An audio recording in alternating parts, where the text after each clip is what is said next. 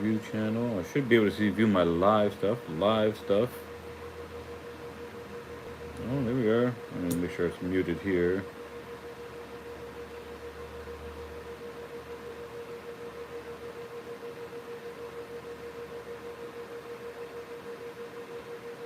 I don't know why it won't let me go into the live on my iPad. I do it every other time, but today, no, it just doesn't. No, upcoming. What is the upcoming? How weird. Okay, well, there it is. Okay, well, it's the same as one there, but that's me on my iPad. So, this is the successful print. These are all the supports that are on it. It's not perfect. We'll get into the errors, but some supports didn't quite sit. So I've got some stuff to clean up here. And then there. But it's small amounts. It's easy cleanup stuff. Today we're just going to start taking apart the supports. Which reminds me, I need to make sure I have the tools that I need. Which I left in the other room. Stand by.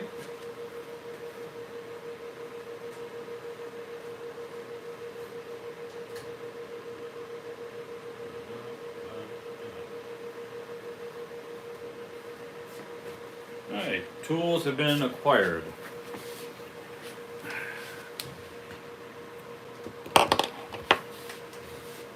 So the fun part. So I printed one of these. Turned out just fine. I'm really happy how it turns out. There's always going to be some cleanup afterwards. Alright. Got it off the plate. I need a second one. So, hit print. And it seems to be going good. Cool. Go to bed. Wake up in the morning. Not so cool. Kind of failed. So, I need to take this stuff off. Re-clean this. With 3D printing, it doesn't always necessarily stick to this. So, I use some glue. And just like Elmer's glue stick. The purple stuff that kind of turns translucent, but as soon as I wet it again, you'll see it go back to purple. To help make it stick, because the first couple of tests, it wasn't sticking to this material, to the flexible bed sheet. It's fine. Use some glue, obviously, turned out fine. But now we're back to here. Now I need to clean this off. And then once it's cleaned off, re-add the glue, because I just put glue on top of glue.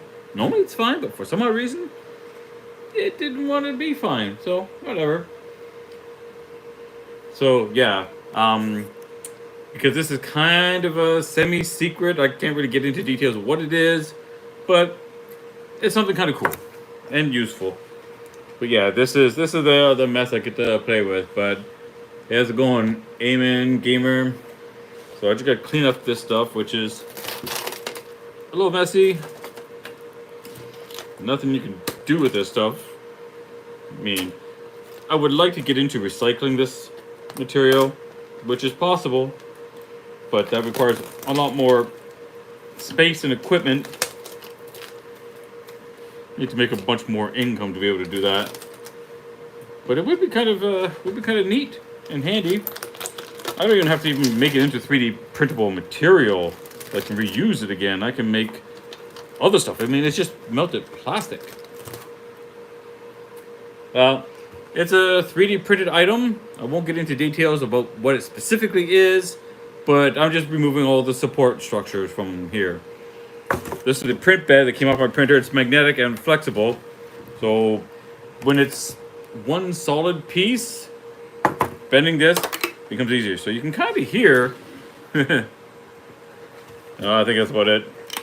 Yeah, I can flex. Nothing else. Everything else is flexible. So you can pop it off by just flexing the plate. Well, this is on. Clean this plate off. Then once this is good and clean, then I can start the next print job. Because this is 51 hours. 51 hours of printing, and it's solid, so it's 100% infill. So it takes some time and uses, a good chunk of material because this is not light.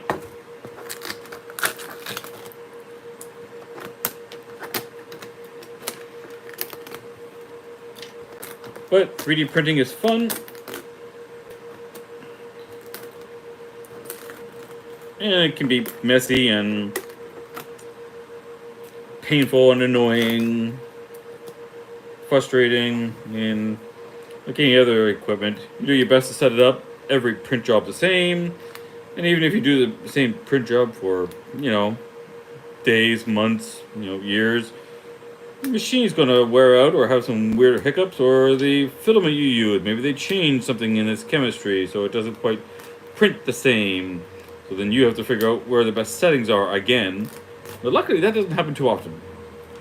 Most of the stuff is pretty consistent, but you can deal with different manufacturers, and then you've got some different materials to deal with. For the most part, you can use a lot of the same settings for the same type of material. But some manufacturers just vary just a little bit. Now, normally I'd say it's coffee o'clock, but I had a bit of a cold and my throat's sore, so it's honey tea o'clock, because that definitely helps out my throat. But it is kind of, it's some cool stuff. So, actually, you know what? Let's put this, hang on. Need to get my paper towels out. And you get to see what the glue. I mean, I would hope that most people know what the Elmer stick glue looks like. So it dries white, but it's actually purple.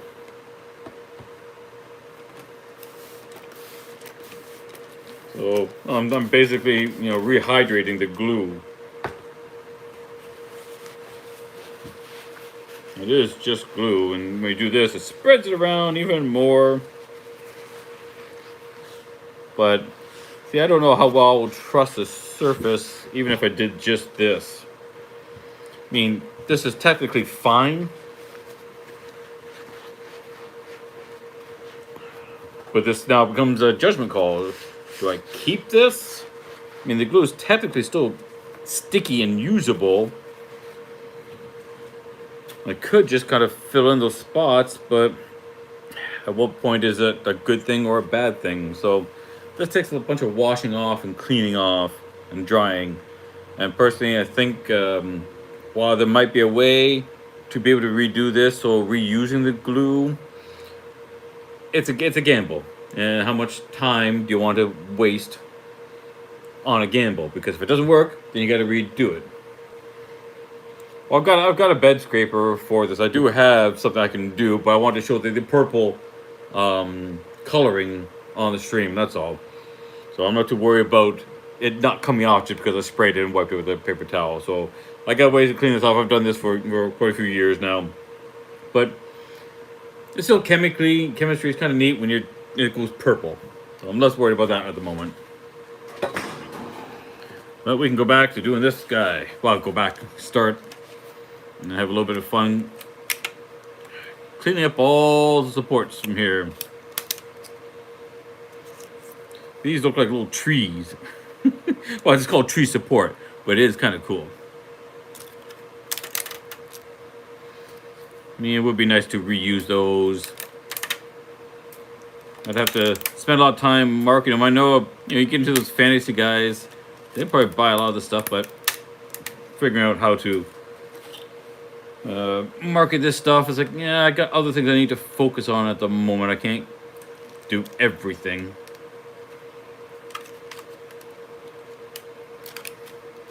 And this stuff is on pretty good. There we go. This is what they call post-processing. You're processing the print after it's printed. So all the work to do is to tap it up.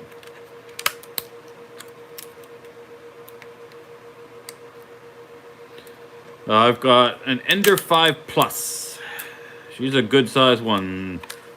This is a pretty decent size, so I'd have to get the largest bamboo one. That would be nice. Maybe at some point I'll get a bamboo printer, a bigger one. But at the moment, this guy does the job. And it does it pretty well. Okay. That's all the edge ones. The fun part. Yeah, I've seen those leftover support tower purges. I think it would be a good idea to use the bamboo if I have a set where I can recycle the plastic and do something with it. I've got a few ideas. We'll see how that goes. It's down the road.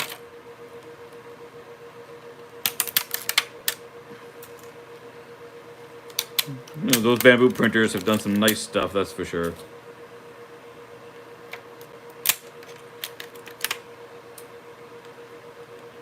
Here I'm just kind of breaking the base of the trees off.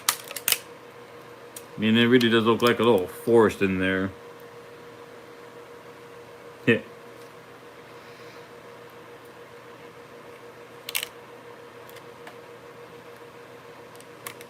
If you're someone who likes to just kind of focus on semi-meaningless tasks, because there's not a lot of thought going into this. You're just making sure that it's catching it and breaking it. I mean, the piece that's printed, you're not going to hurt anything on it. It's thick enough. So you're not worried about supports going in the wrong way. I don't know if any of you saw my last support. The last live stream, I had a mask that I was removing support from. That was a little more challenging. That's the P1S I've heard a lot of. The A1 I had actually considered. Almost pulled the trigger, but it was a little too early for me. So, I'm sell a few more prints before I start getting more printers. We'll be replacing my printers at some point. Likely next year, not this year. I'll miss out on all the Christmas, Black Day, Boxing Day sales and whatnot, but it's okay. I have plans. Things are moving. As long as I can keep going with what I got, I'm good. So yeah, bamboo's definitely on the list of things to check out. Maybe by the time I'm ready, the Prusa XL with all 5 heads, that would be sweet.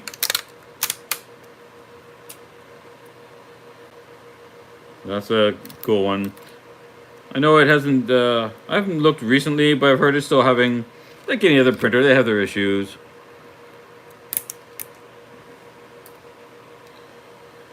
But once I get them replaced and get them set up nicely, then, as Doc Brown said in Back to the Future, you're going to see some serious shit.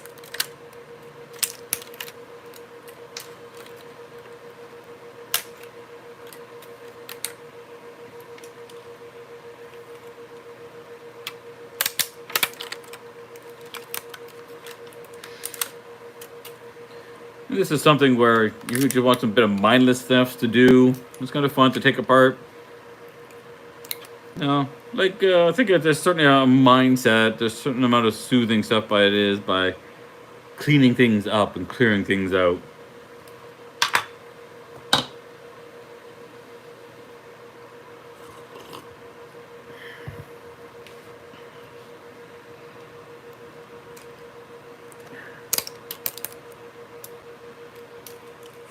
It's like that finishing touches on a project you've been working on, and have a little bit of pride in everything you do.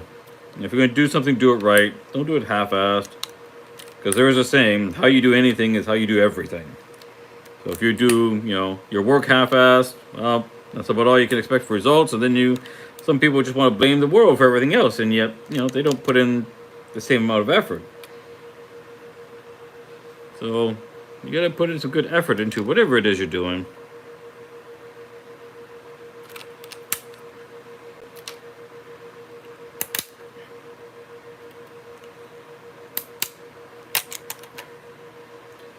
This one's turning out nicer. I don't, I did the supports a little differently. I'm gonna have to do something because I really wanted the bottom to be a little more smoother, but that means a lot more supports. And I forgot about that when I set it to print. So the bottom surface is a little rough. I will need to, I'll probably have to add a little bit of resin onto that or do something to seal that part up. Because I don't like how that turns out. I want it a little smoother. But that was me in a bit of a rush to get things done. And you forget what you did before.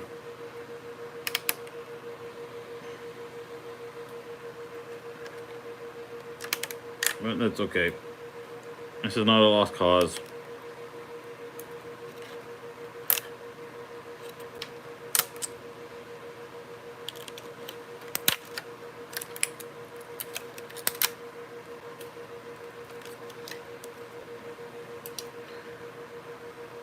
But the stuff you can do with printing these days.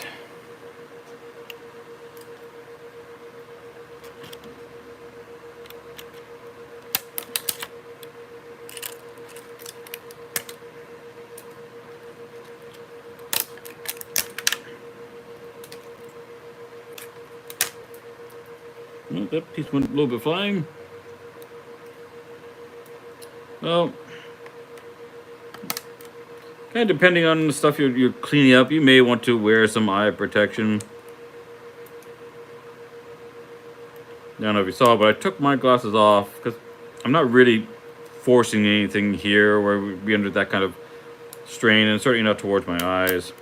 But I need new glasses. It's okay for, common stuff, but when I want to just sit there and look in detailed, I need to see what's going on a little bit better. Fun story. I have a prescription, eye prescription thing that needs to come in the mail. Yeah, we've had a strike here. Canada Post was on strike, and or locked out by the management. Take your pick over that whole mess. But now the government said, no, you go back to work. And, I'm all for people being paid a fair wage and wanting a fair wage. Absolutely nothing wrong with that. But when you screw companies and people out of their livelihood, at that point you've crossed the line. Your livelihood is not any more important than mine. And if I can't ship products out because you want more money, yeah, now you've crossed the line. You screwed me and my customers. So they're not, the ones who wanted stuff are not likely going to come back because I couldn't deliver. And when they're ordering, $5, $10, $20 things, I can't ship them out on FedEx or UPS for $50. That's not going to happen. So yes, I do not support organizations that screw their country and small businesses. That's very hostile.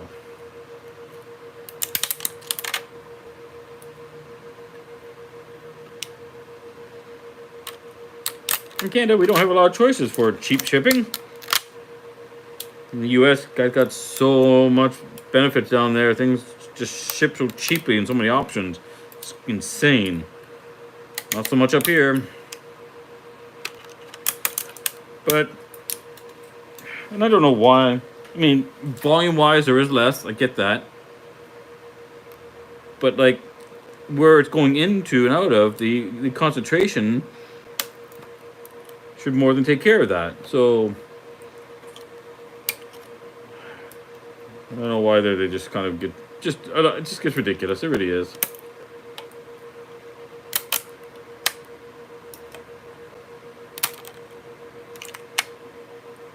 Man, when I was in South Korea, I could ship something for the equivalent of $5 across the entire country. Here, I can't do anything less than 15.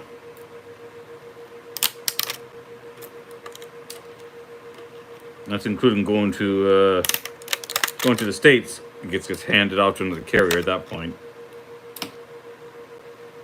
I had one customer complain, you don't know what happens to it? It's like, it goes to the U.S. border. After that, it's out of my hand and it's not in Canada Post. So, no, I do not know. Typically, it goes to USPS, but I cannot guarantee that. And now it gets about how the international shipping is so different.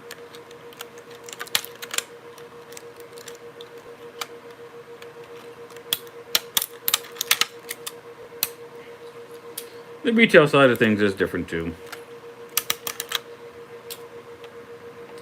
But at some point, I would like to get set up a U.S. distribution for my prints. Find someone down there I can trust to do my printing and shipping for me. But that's a challenge. Smaller priced items becomes difficult because the cost prohibitive at that point. But I'll do some more talking. If anybody knows about good distributions for low volume, low price stuff,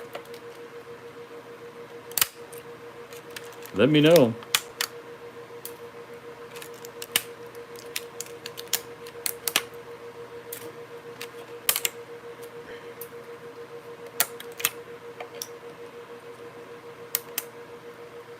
It's getting there, man. Getting there.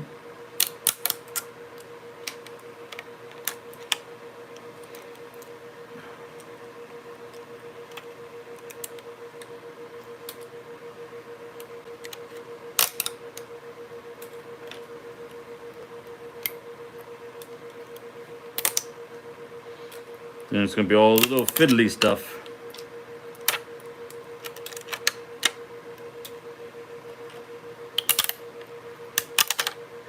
Now, one of the things that people have done, and it wouldn't work too well in here, I'm not sure, and I do want to try it at some point, is when stuff is getting printed with these supports. Right, so this is the bottom, and supports get printed up. At some point, the supports are just there for the top, so that they can actually print across, right? I have seen, and I almost want to test it, where they stop the print at the last level of the support at the top, then put down painter's tape. So it's a very, very thin layer over that, and then continue. So the support is still there, but removing them is a non-issue. That sounds like a cool idea.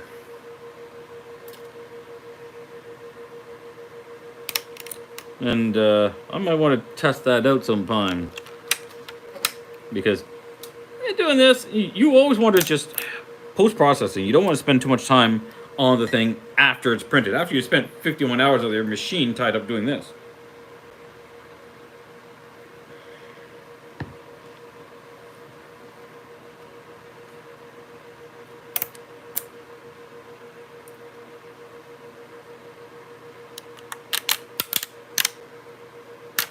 If you're selling something, how much time do you want to spend on it?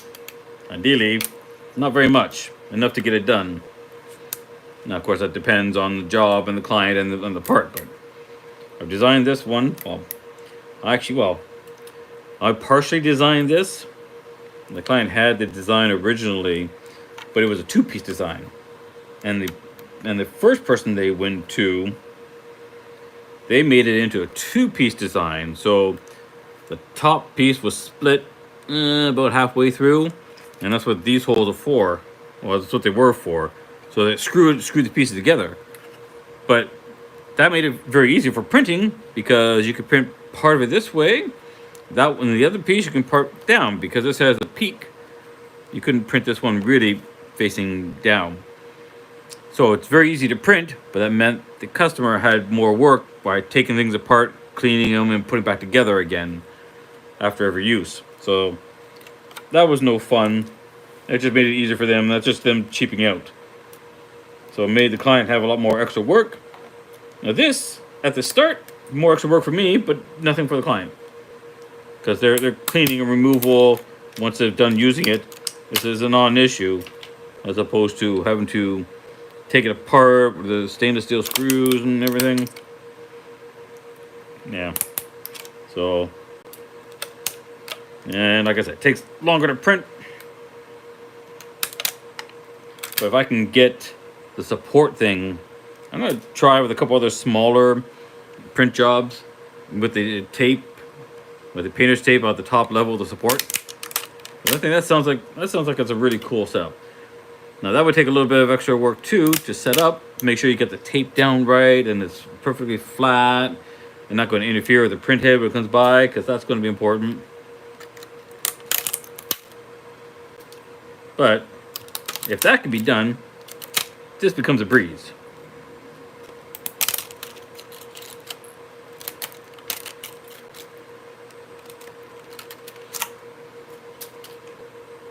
And then I wouldn't be having this live stream with all you fine folks.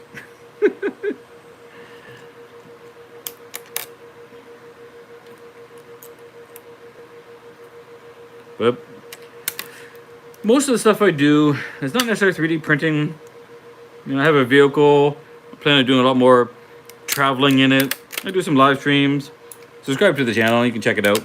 This becomes a little bit of extra stuff I do here. I 3D print and play with cars. Well, my particular car. So if you like a little bit of traveling, as well as some random 3D print streaming, subscribe. Have fun. This is still, live streaming is still relatively new to me. So I'm just having fun with it. Learning about it as I go along. I plan to make some mistakes. Yeah, most of the mistakes I'm making is not telling people to subscribe. So if you like this and get something, like. It's funny, I hear everyone have their own way of saying, pardon me, to like the channel and subscribe and, smash that like button. They all got some term, and the smash the like button seems to be the popular one now. But a lot of people do it. But you know what? If you're enjoying it and you have some fun, and if I get to entertain a little or just show you something kind of neat, sure, like it. I'm trying to do see what this YouTube streaming is really going to be like. I've been around on YouTube for a long time personally. Got stuff, channels and videos of watching. I post up a bunch of stuff. Check out the channel. You can see all the stuff I've done. If you want to see the car specific stuff, go to the Elemental Journey playlist. That'll be where you see all the rest of my current videos that I've been doing. Because I drive a 2003 Honda Element, so I'm doing a lot more camping prep setup for next year. I'm going to try and do some winter stuff, because I do have a nice little propane heater. So I'm not worried about being cold at any point. I'm going to do some winter camping. Something I've never done before.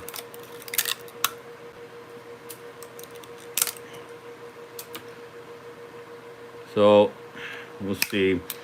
I wanted to go to one of the provincial parks and say, let me go and try that out and see what it looks like. Maybe just for the day. And then I saw that our public libraries, you can reserve free day passes. I said, oh, cool. So I reserved one, and it's not for any specific park. It's just for any provincial park. Okay, so I got one. And I have to double check when I have to take it back. All right, now I got it. Now, what's the closest park? There's only one. It's like, well, that's reasonably close. Anything else is a couple-hour drive. This one's not even an hour. It's like, all right. So now I haven't been to this place. I used to go to this place when I was younger. You're doing the summer camp stuff, so it's relatively close. But I was really disappointed that all the other ones were pretty far out. That there's nothing close. Southern Ontario really kind of sucks for more natural things that you can just go out and enjoy. Okay, so the bulk of these supports are off. Most of the material is in the bucket. No, I need to do some sweeping. Now I just gotta go after all these tiny little bits. Then once all the little bits are broken off. Then I gotta clean up the surface. Then once the surface is cleaned up, then I gotta figure out how I'm best going to make sure that's nice and neat and not none of the loose filaments. That's what I get for not paying attention to my supports and forgetting. So, yeah, I don't know how I'm going to. I could just do glue. I've got resin, so I might just put some resin down inside there. But I found that the resin doesn't like, this is PETG material. So it's basically the same material as you got pop bottles and Windex cleaners. It's the same plastic. I found that resin doesn't stick to it too well. I mean, it sticks, but it's a little, I'll say hydroscopic, but that usually means, water resistant. It tends to want to pool, which I thought was interesting and weird at the same time. So, but maybe I'll do the resin, maybe I won't. I don't know. We'll cross that when I get to it. First things first, let's just clean up the surface from all the little stuff now. Now this gets down to the niggly little things, small stuff, and then you're just refining it. Think of it as being like an artist. You can always want to make it a little bit better. You can always tweak it a little bit better, change the little things, clean up a little bit more. At some point, you just gotta go, okay, it's done. There's a really cool, I can't think of the word I want. Not mantra, not logo, not belief. Manifesto. Ah, yes, that was it. Manifesto. The cult of getting things done. Pardon me, the cult of done. Go look that up. Look up the cult of done.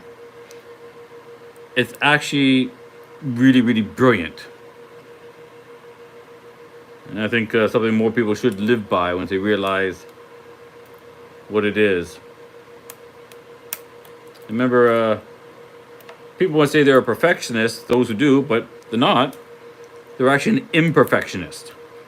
They look for the problems that aren't perfect, the solutions aren't perfect. They're looking for imperfection to make them better. So they're an imperfectionist. So it is another perspective of the same thing. So perfectionists can't really, argue against it. They can say all they want, but they're looking for imperfections. They're not looking for perfections. If they were looking for perfection and find it, then there'd be nothing to do.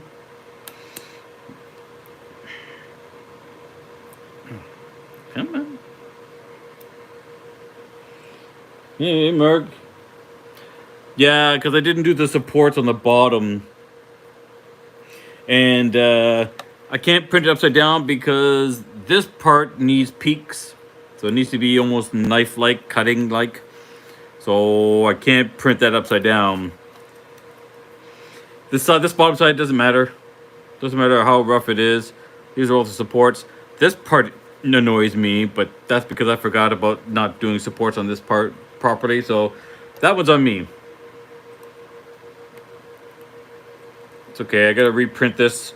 I have to do up another one anyways, so I can redo it then. The first time I printed these for the client, I had the supports. And I just totally forgot about doing the ones underneath. Not the end of the world.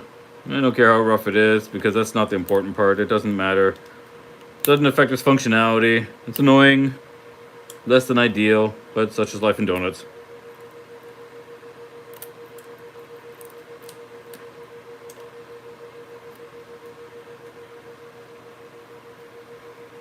Can't use a different material for supports when you've got a printer with one print head. This is done on an Ender 5 Plus. Once I get a machine big enough, I don't know what the print bedside is on the P1S for the bamboo. I know the Prusa XL, you have multiple heads. And yes, different material. The water soluble material is something kind of cool I'd like to play with at some point. You literally just wash off the supports. I think that's funny. Now, the downside is chemicals, At least with this support material, if I was able to get into recycling it, I could recycle it at that point. Yeah, 256, not big enough. My Ender 5 Plus is. Oh wait, hang on. Maybe it is 255 or 255. No, it's. Oh my god. Have not had enough coffee today. The Ender 5 Plus is a rather large printer.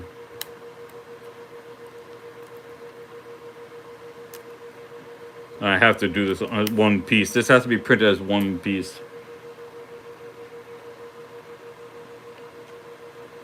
But hey, I get to have a little bit of fun, randomly chatting with people. Now, my curiosity, let me try something here. Let me see.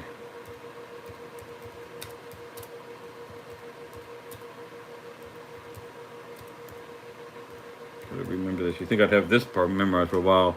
Yeah, my Ender 5 Plus is 350 by 350 by 400. So kind of hard to beat that. And this one takes up almost the entire width of the bed. I got about, I don't know, a couple inches either side. So 256 would be too small. Not enough room to do this.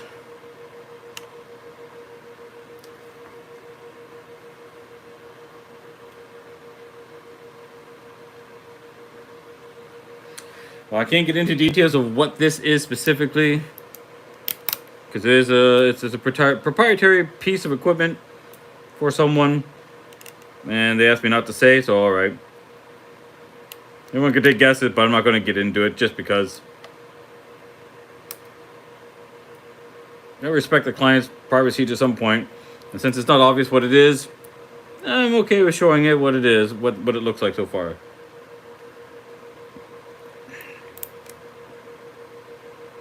But one thing I do like about doing print jobs, that it's never the same thing. You're always doing something different. You know, doing this, I would never thought I'd be making, you know, something like this. Or, yeah, I've printed some, I'm going to say, adult accessories, but not used in an adult fashion. I don't want to get into this too much details because I don't want to be, you know, banned or booted off of YouTube. But let's just say someone asked for something for Christmas and they want to get it for their partner, and it was just like, that's what he asked for? Yes. Okay. So let's just say I've had to handle things I never thought I would ever have to handle, that I would never go and look at. Now, it's not going to be used personally, but it's an awkward thing. And although I do have this stream not safe for children, so it's not made for children. But, you know, gotta play it safe. I don't need to be kicked off of YouTube for just trying, as funny as it is. But I wonder where the limit is on it. I certainly can't show the thing, but using a little bit of imagination. So you know what a corn cob looks like, right? And you know what the corn cob holders look like? It's like the little mini plastic pieces of corn with metal that go on the end of the corn cob. Now just think of those, but longer and intimately designed to be held in your hand. And that's as far as I'm going with that. But her partner said that's what he wanted for Christmas. I went, okay.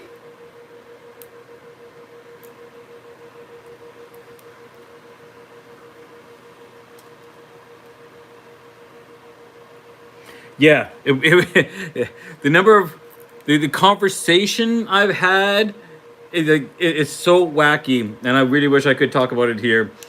I should do a Rumble live stream when I can get away with this stuff and not gonna get booted off a platform. I might still do that, like the unrated version, and put it over there. But determining pricing, that's a challenge in of itself. So I have a spreadsheet that has that I've created all the calculations for. So the obvious one is when you slice the item, how much material you're using. right? I mean, that's a pretty given. And if you're paying, I don't know, $30 for a roll of filament, for example, and it's a 1 kilogram roll, and it takes you 100 grams, so that's $3, right? So $3 to print the item. I'm just using rough numbers here, nothing specific, no specific examples. So you've got the base cost of material. Now, how long does it take you? So determining how much you're going to charge for time, that's another thing. In general, what I've done is you want to they generally say you want to recoup the cost of any equipment over a 3-year period.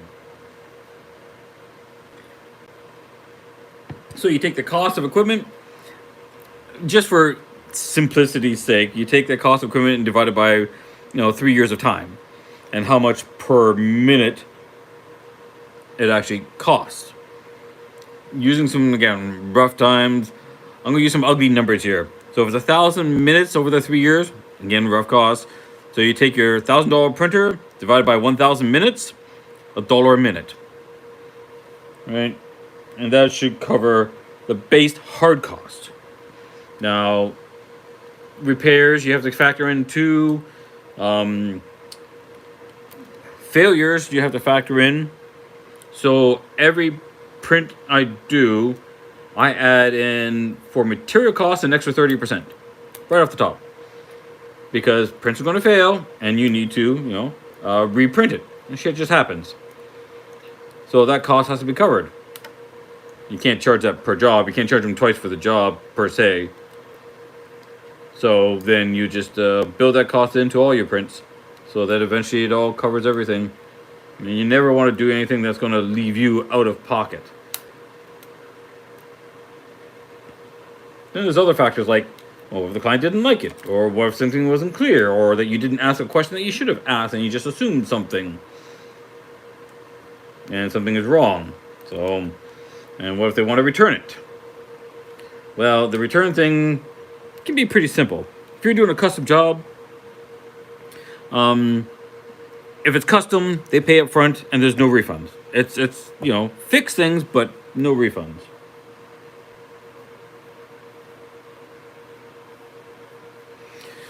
Well, I won't get into the pricing of this particular thing because it's a little more complicated. This is not a one-off. I've done a couple of these for them before, and now they're wanting more. So this is an ongoing print job that I'm going to be printing more of these. So the cost is, I'll call it amortized over multiple units. You certainly don't want to do anything less than double what it cost you. That's one thing I haven't really factored in directly, is the post-processing time. So that's something. This is still, I've been doing this for a few years, but it's been still low key. Now I know people coming to me, they're doing this, they are getting a hell of a deal. Like, I know what this stuff can cost if I go to a more professional print place that has $50,000 printers. Those things are expensive. Those print jobs, right? So they get them done pretty cheap, which is fine because I'm not losing any money. I'm not too worried about this time in the grand scheme of things. I mean, I would prefer not to have to do it, but nature of the beast when you're dealing with retail grade printers versus commercial grade printers, big difference. I mean, this would be a non-thing if I had something else like a Stratasys or something like that. Those big boys. So this is kind of I'm here anyways. It's not like I don't have anything else I have something else more pressing to do. This helps me remember to do all the support for all the surfaces. But yeah, there's enough cost factored in here that it's still worth doing. This particular, my printer was giving me a hard time, but that was the print bed itself. I ruined one side of it, but I didn't realize that until much later. Then once I realized it, then I was able to get this one printed. So go, hey, it's working again. I was just excited to get it printed and totally forgot about the supports for underneath here. So I'll have to go back over the files that I saved for the client. I thought I had the 3MF file, the project file, which would include the support structures. But again, I think I just used the original STL and then did the supports and didn't pay attention. But such is life in donuts. This is a part of the mistakes that you make.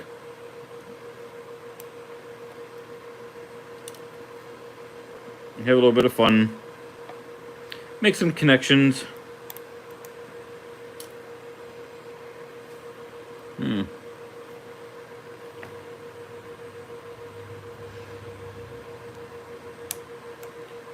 Besides, now I get to do streaming while doing this.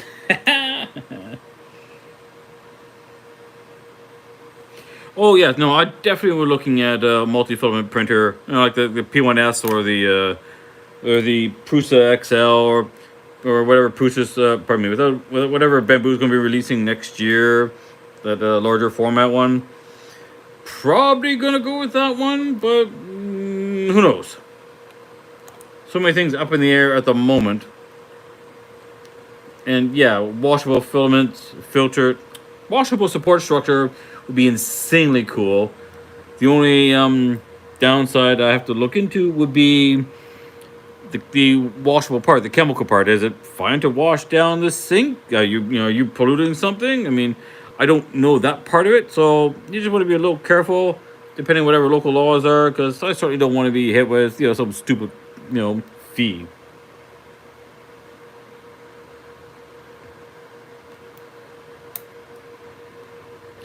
Yeah, and the only reason I'm doing this so much is because I hadn't done the supports right. But it's okay. I will get this sorted out. I have other plans. The 3D printing's fun. Ultimately, I've got a few other people I can call on. So I got one guy who's doing some stuff for me. Because obviously I can't do everything. And sometimes I get swamped with requests. Victim of my own success at that point. Which is kind of amusing. I come out with something and just got hammered with requests. I couldn't keep up. I couldn't. So, which is interesting to know. But just means because they were that popular, they'll still be popular next season when I'm out doing art crawls. I mean, my local city has one the second Friday of every month. And I've got a couple of things that people keep buying, so I keep making them.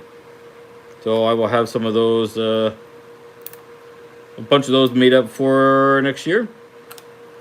And do them. And I think that's going to be a better way to do it. Not so much sell them online. I mean, I will still probably do some, but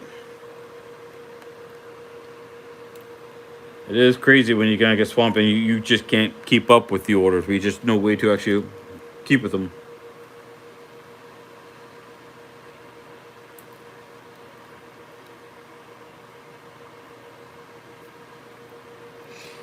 Offset pieces is a different part to streamline the process. Maybe glue them in.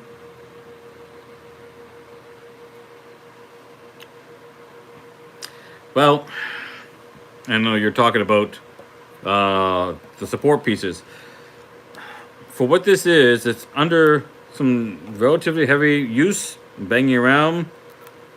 Now, I did try, and having this in two pieces, cut right down the middle, and then print like that. But because of how this is used, there's a lot of stress on it. And then don't think that the glue, as good as Gorilla Glue isn't good enough to hold it. So I say, okay, well, I just wanted to get them something because of there was a big delay in getting it done in the first place. They said, you know what, use those, let me know how it goes, and I'll get the other ones done. So this is all one solid piece and 100% infill, because this needed to be a solid piece, and it is. And the original ones I did for them turned out fine. But the sharp edges, that section, if I was going to break this up any further, it would be the legs. But it's a challenge.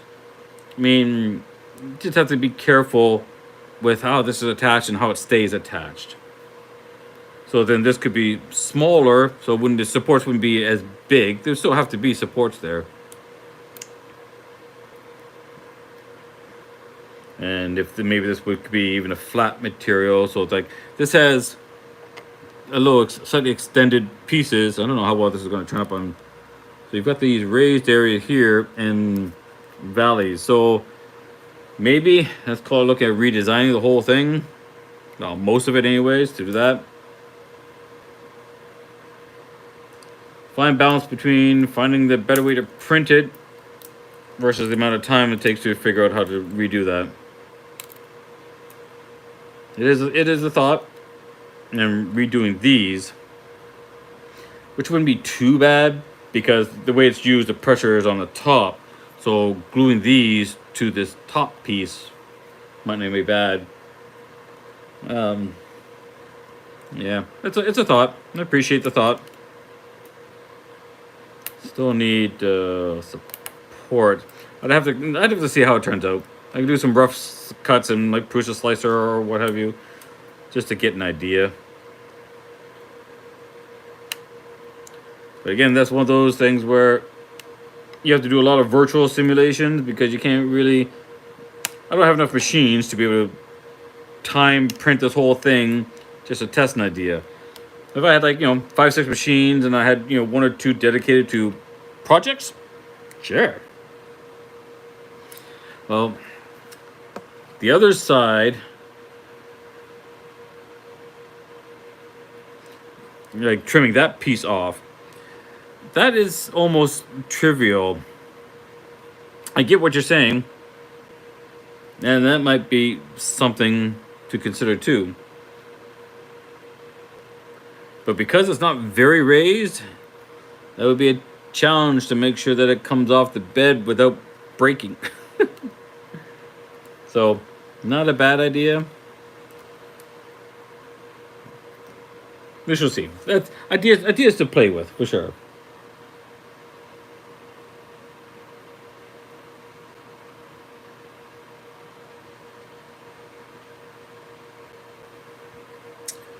Make the hexagon separate part gluing so you can lay it flat on its face. So yeah, so you can print like this and I won't need any supports. I get that. Which would make things easier, and then print this piece separate, and that could be laying flat and still have the points, which would probably be a better way to print it. And I bet I can probably separate that in Prusa just fine because this is a fairly flat surface of itself. Something I can certainly try. I'll play around with Prusa Slicer, take them apart, and see how it looks, and maybe even test out the print. I mean, yeah, even Gorilla Glue on there, but a super glue with activator. I don't know. Maybe that might be a better way. I mean, you're thinking the super glue and an activator is really good. Now this is PETG.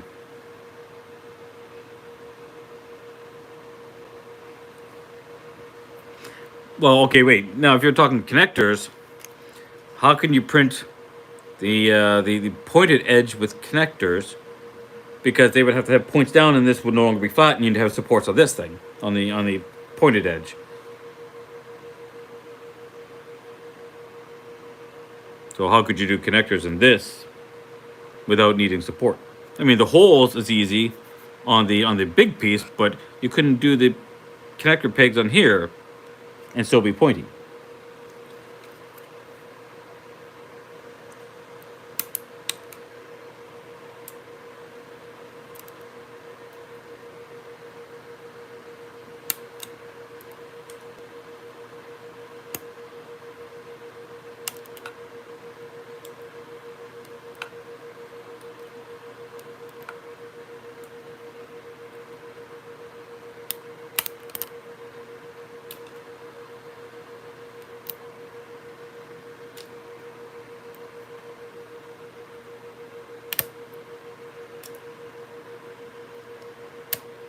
I know there's a delay in the audio, so by the time you get it, there's a bit of a delay. So I was wondering, Make the shape offset into the face, or sideways bar to fall into place. No, that's fine. This medium isn't terribly interactive, and with the delay between me sending and YouTube processing, I get it. So no need to apologize. But it's good to meet people and do stuff. So follow my channel and send me a message, because we can do some more talking outside of that, because I will have more work. I'm always looking for good designers. So I do have stuff I need done, and I get people asking me for things. So I can design stuff, but it's okay. Now, I didn't design this particular piece. Somebody else designed it originally. Actually, their original design, you can kind of see the split, was in two pieces. So this whole top piece was separate from the bottom, and these holes were the screws that held it together. But that doesn't work for the client. It's easy to print, and because you didn't need supports. But if I could make it work with some super glue, some really good stuff, then that would be ideal. Make printing easier and not impactful for the client. That they don't have to worry about it breaking apart or whatnot. But yeah, follow the channel. Send me a message from my YouTube channel. Then we can talk some more, because it'd be kind of cool. Just say, hey, yeah, I found my cool designer by just doing a live stream and taking apart parts that took way too longer than necessary. Yeah. Cool thing about this stuff, we don't need to even be in the same country or time zone.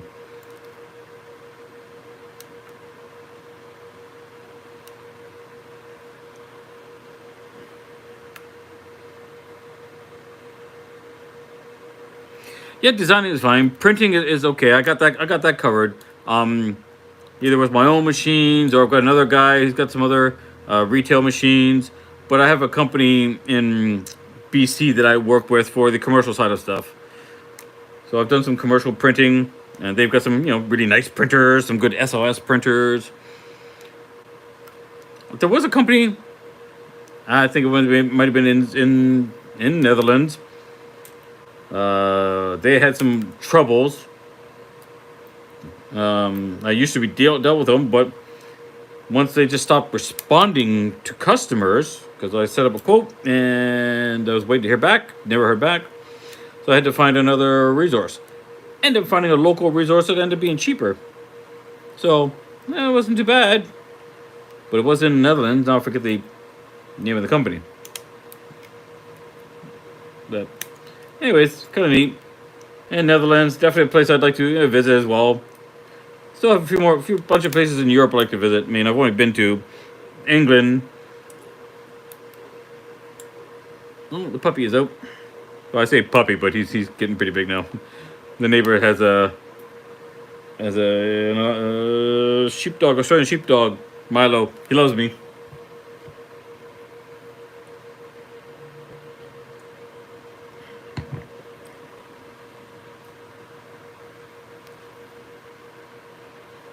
Well, funny that you mentioned bell hoses and transmissions. If you browse my channel, I forget what I did. I did a transmission shift cover for a 71 Toyota Land Cruiser for a guy down in California. I'm up in Canada.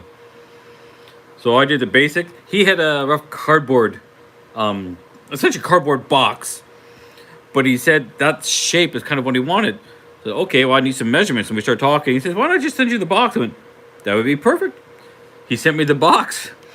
And from his rough cardboard prototype, I designed one. It was a relatively simple, but still kind of cool. Designed it for him, printed it up. He paid for the design and the print. Shipped it back down to him. He got it, painted it up, finished decorating up, put the shift boot on it and whatnot. Looks amazing. I did a really cool video on that whole process. So yeah, I was really happy with that, because that was just something kind of neat to do. But yeah, so yeah, I'm a car guy. To get stuff like that is kind of cool. A a lot of the stuff I made and designed is actually for my Honda Element. So I started selling, 3D printed parts for Honda Elements because I was solve a few, problems for people, and people like it. So keep going more at it. Yeah, eventually I want to print more stuff. To do some nice custom stuff. I want to do more automotive stuff. That's ultimately the goal. But I need a better setup. At least, well, I needed some good designers. I have access to printers, and now I just need a market. So that's the thing. So I've got some guys. I'm trying to build a little network of people. I don't need to have like the massive company, the monolithic guys. Get everybody working together. I know everyone has their own specialties and differences and whatnot.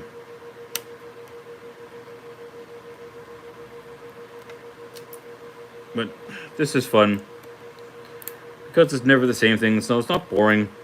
It certainly can be frustrating and very rewarding.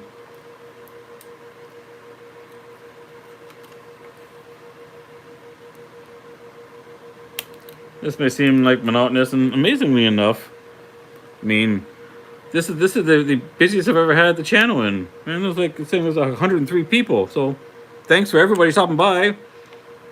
Let me do your like and subscribe stuff. Have fun. I don't do I don't do only 3D printing. I do a lot of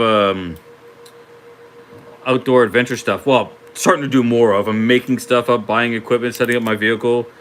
So there's going to be more of that coming along. I'm trying to start up probably a dedicated channel just for that stuff, I think.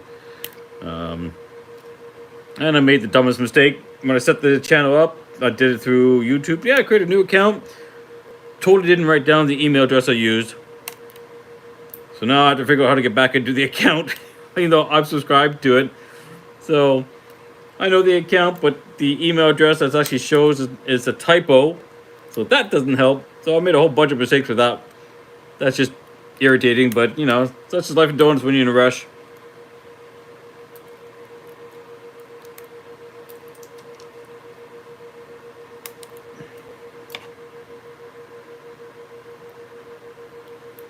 This is the time I wish I could do music in the back.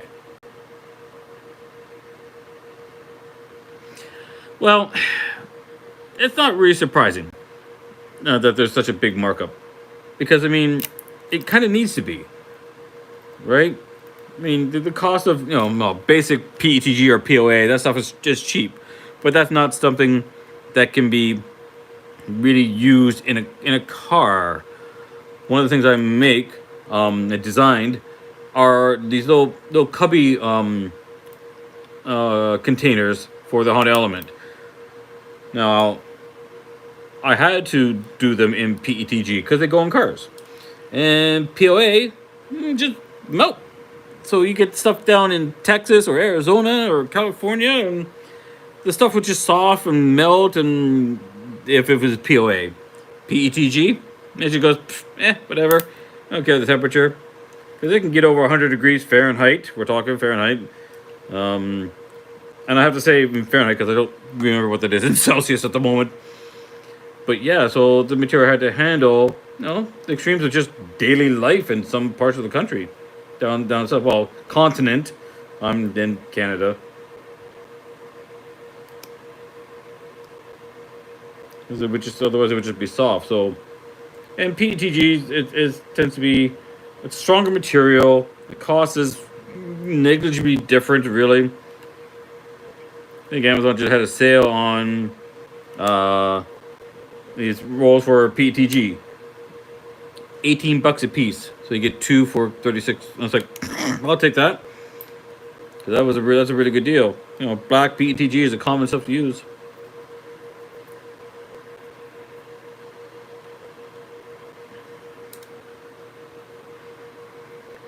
But yeah, if you think the markup on 3D prints is crazy, you should learn the markup on some of the stuff that's actually made, how much it really costs. You'd be surprised on some stuff. But then again, if somebody wants a custom part, have you ever priced out what it costs to set up molding for injection molding. The minimum cost is something like that, and then yeah, and then in the actual minimum print run, yeah, rapid prototyping is really cheap.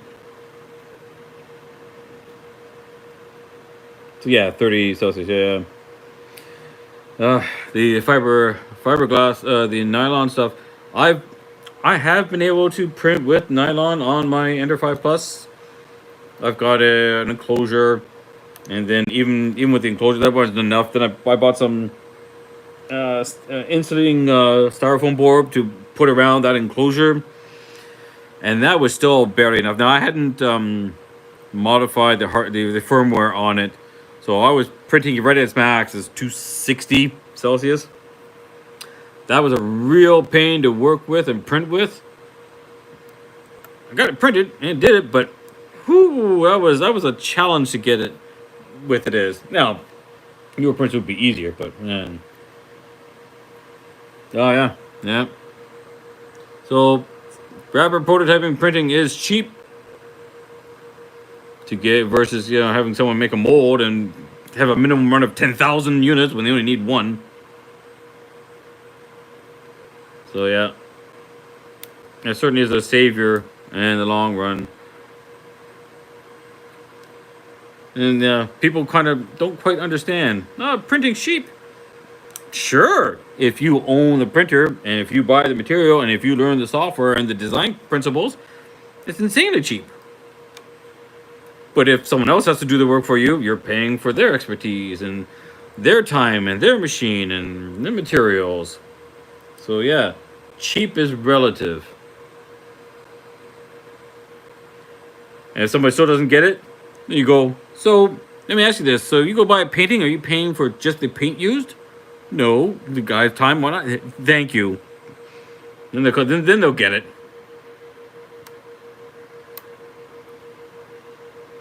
A lot of people said, when I know they have some good expertise in something that they do, I think about getting a printer. I said, don't. You're going to spend so much time on it, and now you're going to be spending more time doing that versus what you're good at doing. Let somebody else do the work for you. It'll save you a bunch of time and headaches and frustrations and money. If you want to, go right ahead, but from what I've seen of what you do, keep to doing what you're doing. And not to say that you can't do it, just saying you have skills, use them where they're best, and let other people use theirs where they're best.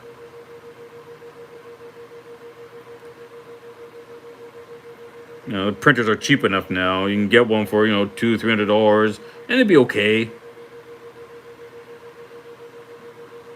Okay, so the bulk of these support materials off. I mean, I got some sanding and cleaning up to do. That's not so bad. So most of it now is just using a knife to clean things up, and snips to trim stuff off, like this annoying crap here.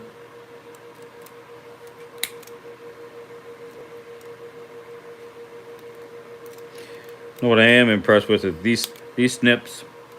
These snips, I got them years ago, and they're still cut and trimmed. Now they're a little slightly broken because, well, the rubber, the silicone handles is split, and the spring action doesn't work anymore because the spring is a little return spring in here, right? Let me get this in here. And this spring, that goes like that. This goes in there, that little hole there. So that it returns. We squeeze it, it returns. But now all this does is just pop out. So not that big of a deal. It's a small minor shit. Trim this stuff off and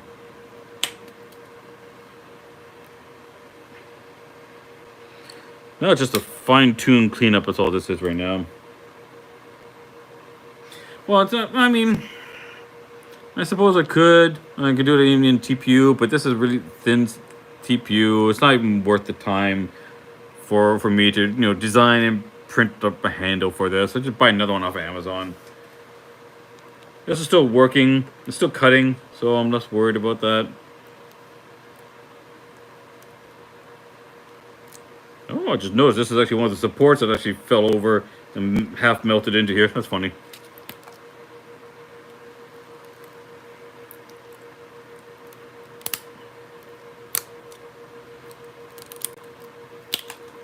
Bing! That went flying. Yeah. So, mostly done. Needs a good cleanup. I think that's probably going to be... I have my little knife. I can do some more trimming here.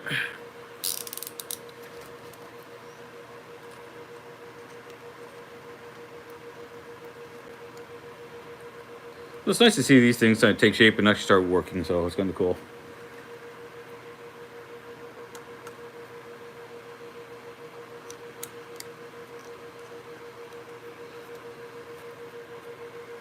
That people are using them, like the first generation I did of this, that they're using, and then they said the clients like they're working just fine. It does exactly what they wanted to do, and much better than the previous one. And okay, that's cool.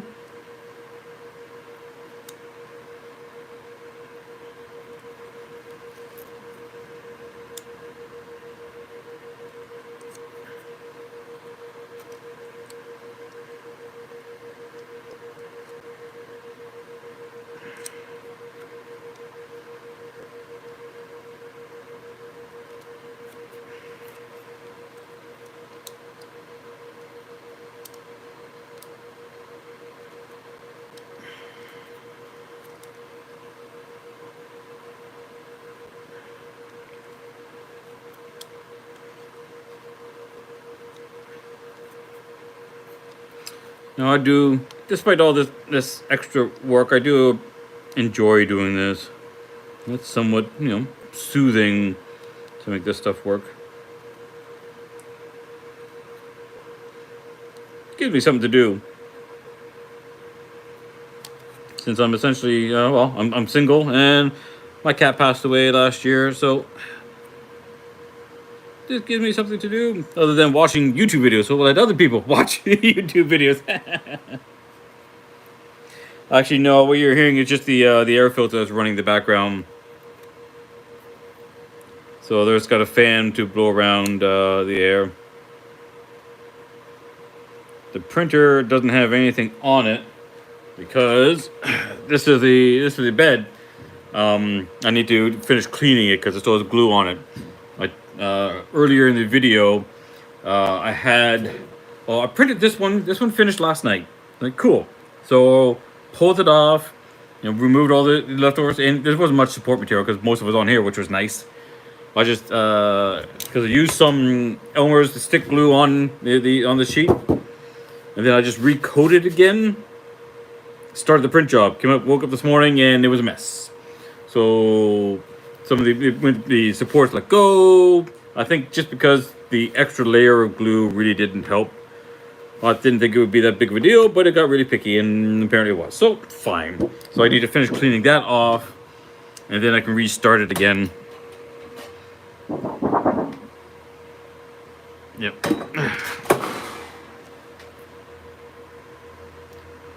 So I'll do that once I'm done with this. Give that a good clean, restart. Although, I am toying with the idea of trying your suggestion about separating the pointy parts on top.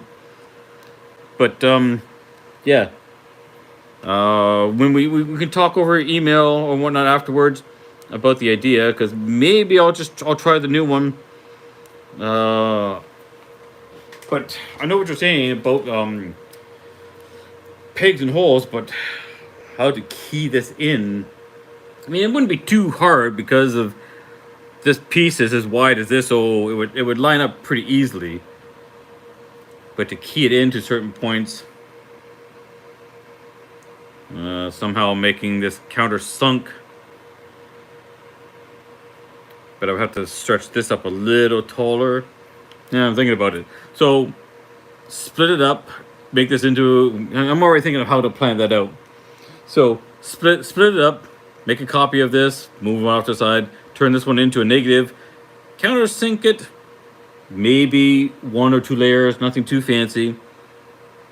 And then the other piece, go then combine that. Then the other piece, make it just like 0.1%, 0.2% taller. So then when this is printed, I guess what I'm worried about is if I don't want to really countersunk it, because I don't want any holes. I want this to be flat.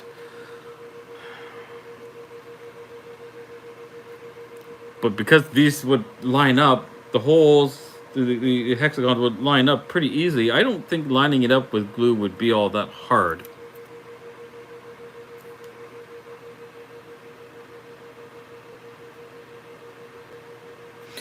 Yeah, the bed adhesion is a challenge. I don't like. This is a PI sheet, and for some reason, sometimes the stuff just doesn't stick to it, which is so weird. And I clean it. Now, I screwed up this side, and because I was using just like a 50-50 mix of alcohol and water, so isopropyl alcohol, I think it's like 90%, and water, and I was cleaning off, and it was like, oh, this is a nice clean, but then suddenly nothing would stick to this side at all, ever, no matter what I did. I'm not sure how.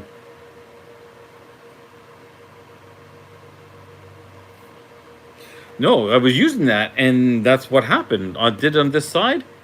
Suddenly, I could never, ever get anything to stick to this. Ever. Doesn't matter what I printed. Nothing would stick. I kept trying. I thought it was my support issues. I thought it was something else. I went through 2 freaking rolls of filament. Because this is, like I said, 50 hours of printing to get... it's 50 hours of printing to do this is one. But at various points, it would get through 30 hours or 40 hours or 20 hours and then would fail. 2 rolls of filament I went through trying to do this. So it was very frustrating. I do have another printer, a smaller one. That one's a bit bigger of a problem. I don't worry about that right now. So I just stopped. I had to walk away. I was so frustrated, so angry, so annoyed. So then I did the extra dumb. The other printer has a magnetic bed as well, but one side is textured and one side is like a plain stainless steel. So I figured, okay, well, I have to order a new sheet, and to replace the bad one. So I get it in. I go, oh, hey, look, the new sheet has textures on both sides. Oh, wait, it's the same brand. Oh, so I go to the one on the printer. Oh, look, it's textured on both sides as well. So I sent the extra one back. I didn't need it. So now I'm using this side, and then it worked. So now I got to clean it up.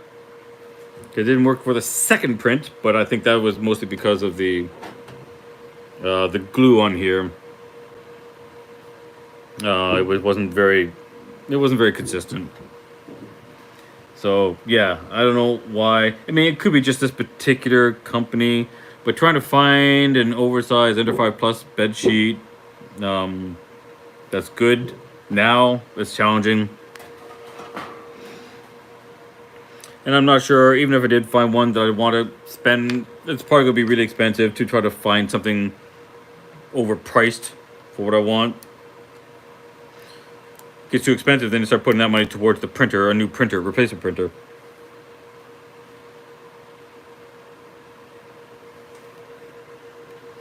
Yeah, sometimes you just kind of do the dumb and not think.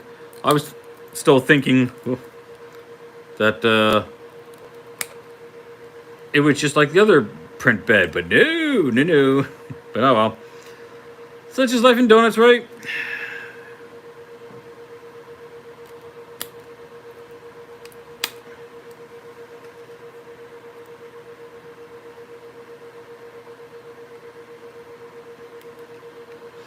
Alright, I think I've done most of what I can on here. I have to do some sanding. So I'll break up my little Dremel tool and clean up a bunch of these area surfaces.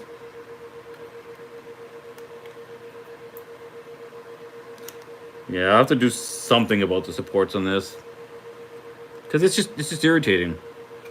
And I can't outsource the printing of this because it would be ridiculously expensive. My bed temperature, I was thinking, is 70 degrees. So it's not low, and I don't think it's too high because I can't get it to work just fine. Obviously, this one printed just fine, absolutely beautifully. Except you have the support here and here screwed up, but it didn't obviously impact it enough. It's still a functional print and will still do the job. But yeah, it's 70. The print bed for that is sitting at 70 degrees.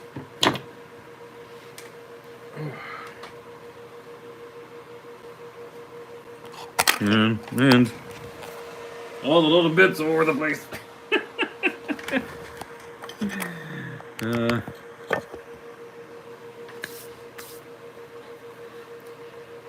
Oh man, actually a little warm in here, but here we are. Yeah, 70 was working fine.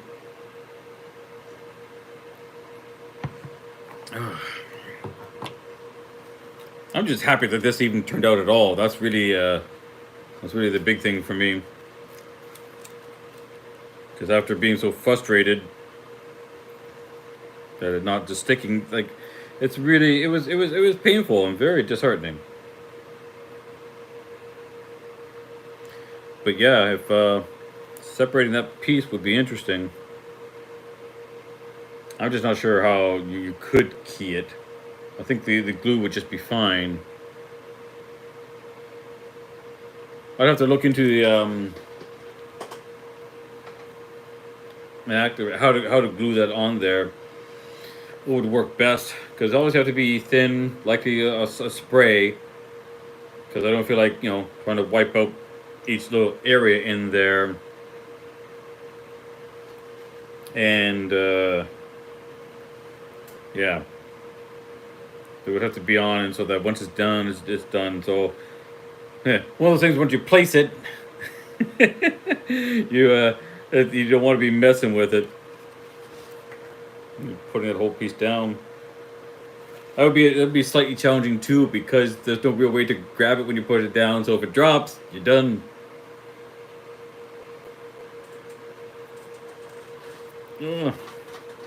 Well, so there we have it, folks. The support's all removed. The rest of the cleanup will have to be done on another time. I'm not going to go into the great big details. I mean, it's like 5 o'clock now. It's so dark out. I'm really not a big fan of daylight saving times and or winter. So, I'm not going to do any more work tonight on this. I'll get the other one print set up and ready to go.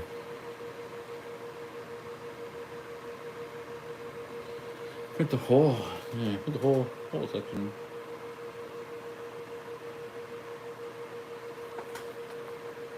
I'm sure there's maybe print the whole section. So you print the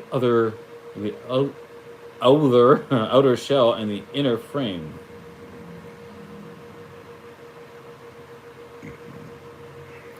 I'm not 100% sure what you mean, but you mean this whole thing? Because this is under stress a lot, two completely separate pieces. I mean, having this layer, the pointed layer, separate from that, it's not bad. Because the structure's still the same, you're just adding a little bit on. As long as the glue is done right, then it would be fine. But doing this piece in multiple pieces is where the problem started and why they came to me and not why I was able to solve it. By printing it all in one piece. Of course, that has its own challenges, as we've seen and discussed. Yeah, and this is just, lack of support.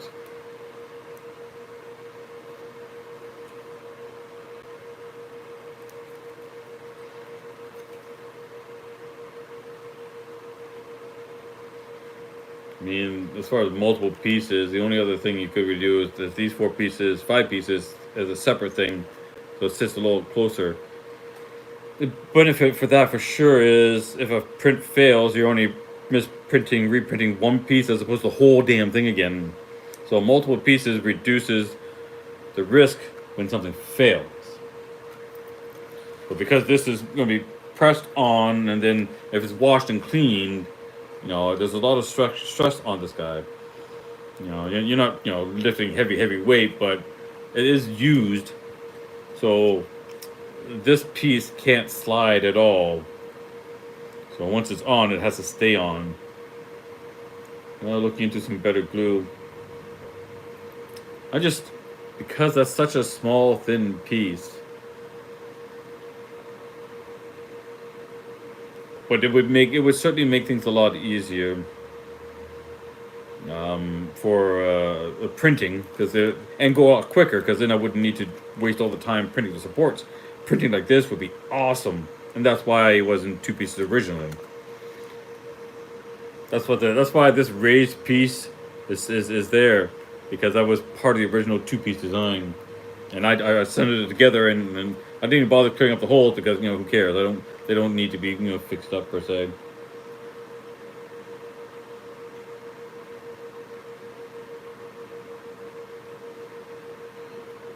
Miter Fast, is that a program?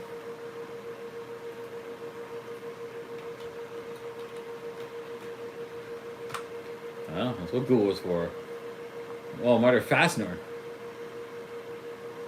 Oh, that's for nuts and bolts. Miter Adhesive Kit. Oh, okay. Miter Adhesive Kit, 50 gram. Ah, Miter Fast. Alright. So now the trick is, let's say, copy, and let's check Amazon.ca.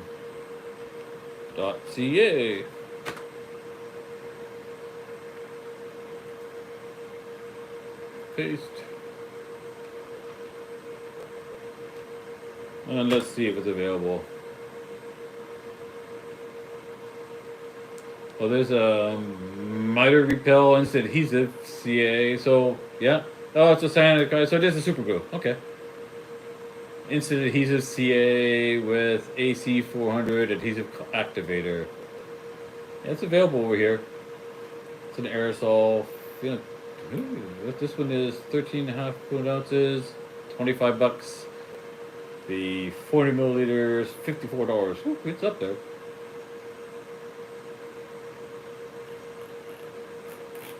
Yeah. So they branded as Miter Appel. I don't know if it's necessarily the same company, the Miter Appel store versus Miter Adhesive, but they might just be using the branding name.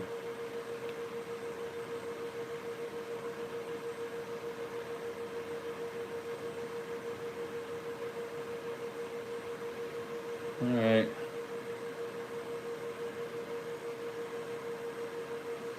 That's something useful to know, and $25 isn't terrible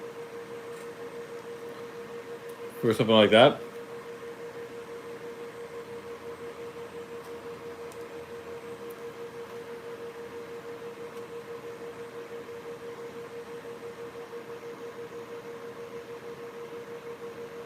Well, it's not the exact same stuff, that much I know. It is a CA, so cyanogen acrylic, whatever what is this? It's a CA glue. So basically as close as I can get here. I'd have to see if they have that, the other brand. I found, the specific brand you mentioned. That's the website, but this is this 7 pound. This is obviously the British UK one. So I don't know.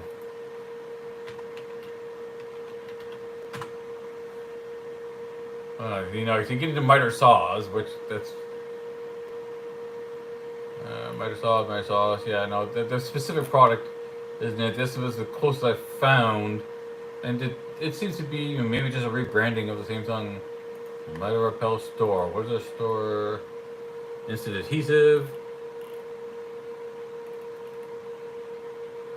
Oh, this is just someone who bought it. It's not even their store. They don't have much in it. But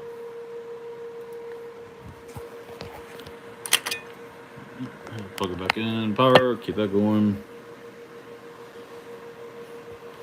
Actually, you know what? I don't think we need to be showing the store anymore. So they.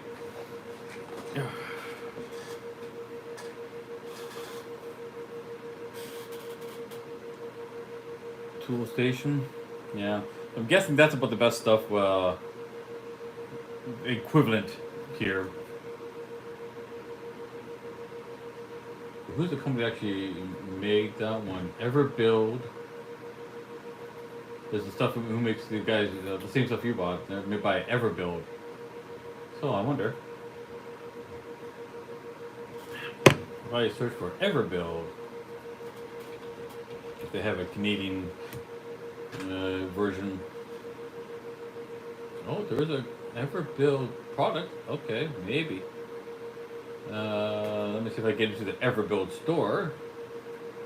Brand Everbuild. Okay. Industrial super glue. Everbuild high viscosity industrial glue. Yeah, I don't see the Miter Fast product over here. Oh. Everbuild, what would we just narrow that down to? Everbuild glue.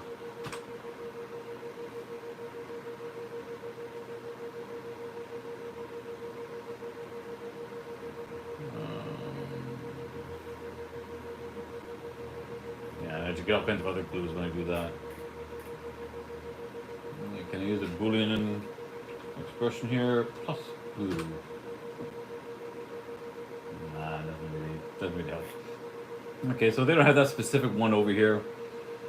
I'm suspecting that other Miter Fast stuff I found is probably the closest I can get.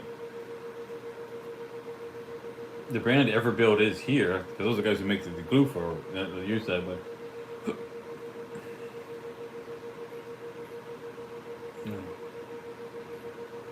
This is some other brand. This particular stuff says wood, ceramic, chipboard, and glass. It actually doesn't say plastic at all. Can be used on brick, stone, craft paper, tile, skirting. I need to find a better glue. See a type of glue. That's maybe a step up of your standard super glue stuff. And this is normally the. It's not a great one. This is the wonderful dollar store brand of super glue. And it works. It does what it's supposed to do. So, and then this is my Gorilla Glue. The clear stuff is better than the yellow stuff, because the yellow stuff tends to bubble up.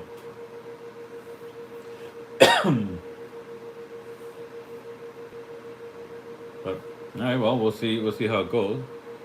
Oh.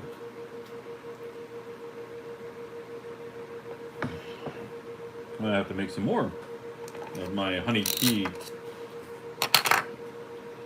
Oh, well, that's another fun bit of timing. How long have I been going on this? 93 minutes, hour and a half. Not bad. Oh, what's up with ChatGPT?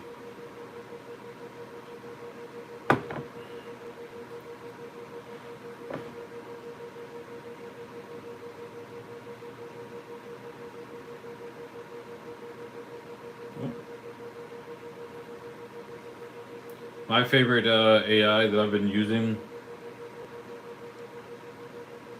Miter Bond.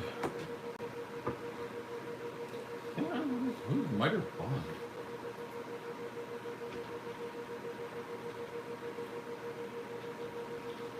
That's something that's over here too. Yep, $34. And then the Miter Repel Instant He's the CA, same stuff. It's in the same branch. So that Miter Repel is the same as the Miter Bond. It's the same price too. Well, that stuff is not the spray. The other one has a spray. I'll have to look more into the glue stuff. Yeah, no worries. I mean, yeah, I'm not paying for the text, so I don't really care that much. I'm looking down here at the text as opposed to over here at the text. It's just easier to read than on here. So I got my iPad showing my live stream so I can see your texting there too.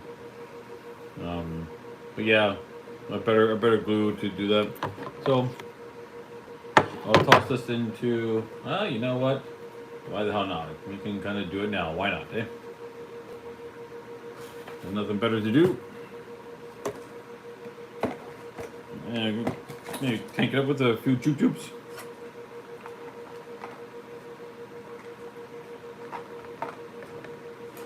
There you go. Put that away.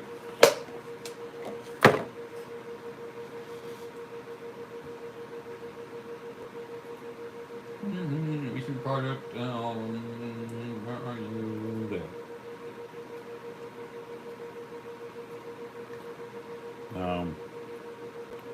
I wonder if I can. I don't know how well this might show. Oh, no, not that way. Oh, can I zoom? Oh, I can zoom in a little. Yeah, show a little bit of work.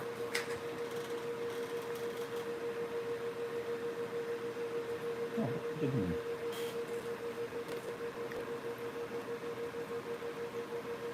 weird angle there. Okay, no. So, split it.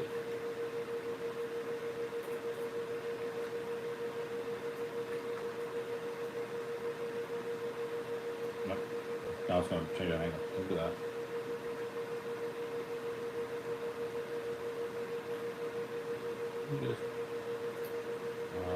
Sometimes this interface is annoying. There we go. See, I really need this ball to be slower down so I can figure out. Okay, here we are.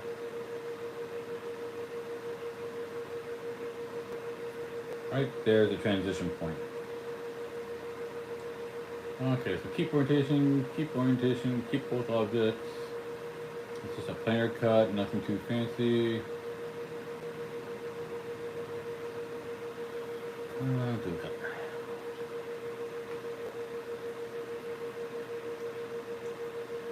No, see, we still got the layer.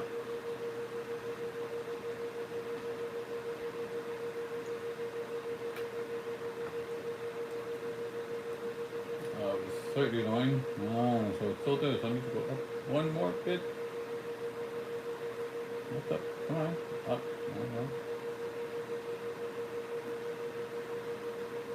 There. Keep. Yes, keep. That's the one.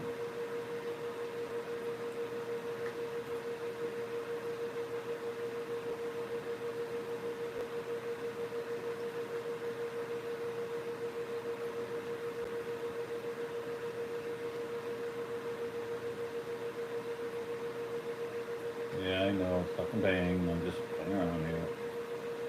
So that's basically it. Now, well, that being said,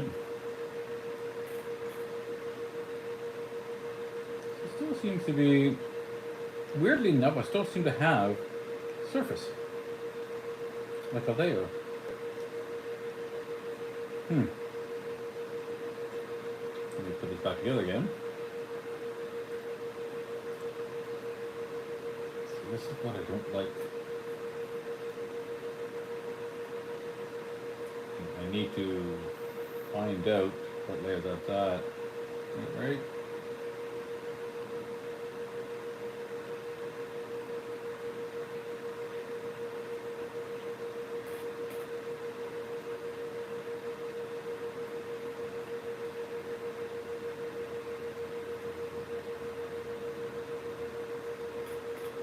Yeah, okay, so it's not sitting at the right there. There's just a small ridge there, and I don't want that ridge there because that's, you know, that's going to cause, and it'll try to put some sort of stupid support there. So I'm gonna have to do this more manually.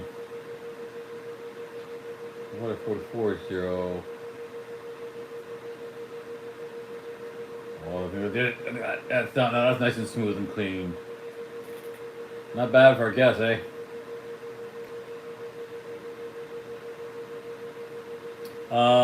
I only have the STL file. I don't believe I have the original one of this.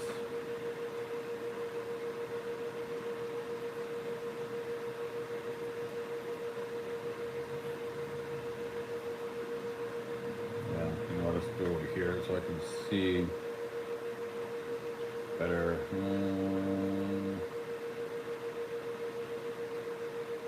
Yeah, I've only ever got the STL file, so.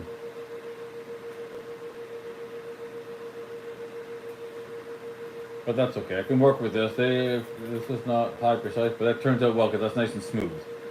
Which then means I can. Oops, you place you on that fake. That's nice and flat.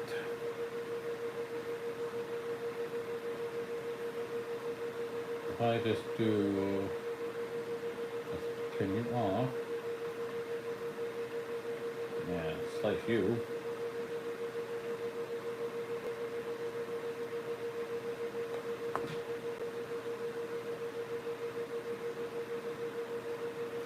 That goes down to 24, 32, 33 hours, we'll say.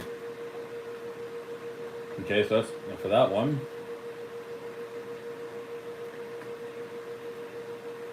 Oops, no, not copy. Wall. That's visible, invisible you, come on, go back to you, yes. That's, why are you doing that? Okay. Oh, that's weird. It won't let me center automatically. Huh, strange. Alright, whatever. And just slice that. So 30, it was 30, what, 32 hours? Plus this, so 34 and a half. So 34 and a half hours total print time, down from 51. That's massive. Now if I get the right glue to put that on there, that would be absolutely amazing. Okay.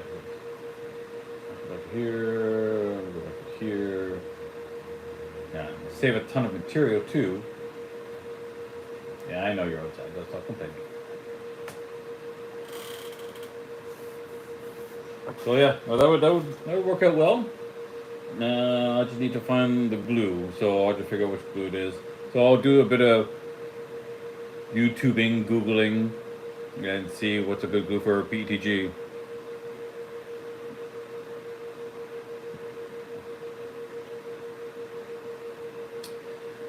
So here's the challenge. Where would you put those connectors? Because how can you align that on the flat surface? Because this is the whole point of doing it this way, so that there is nothing sticking out or sticking in. Right? Because there's no way to add something on there. Yeah, stop complaining, there's a slicer. That wouldn't possibly introduce some more errors.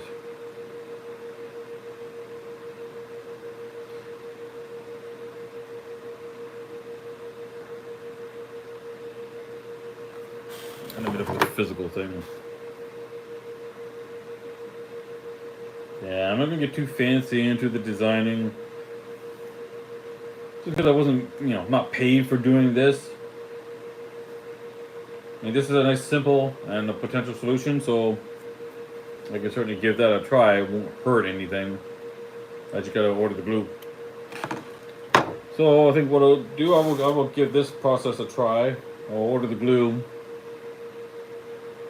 and which allow me to print some other stuff in the meantime. I got a couple other things I need to print anyways.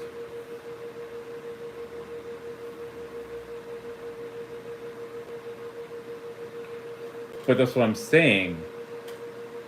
You've got connectors, and I can add connectors.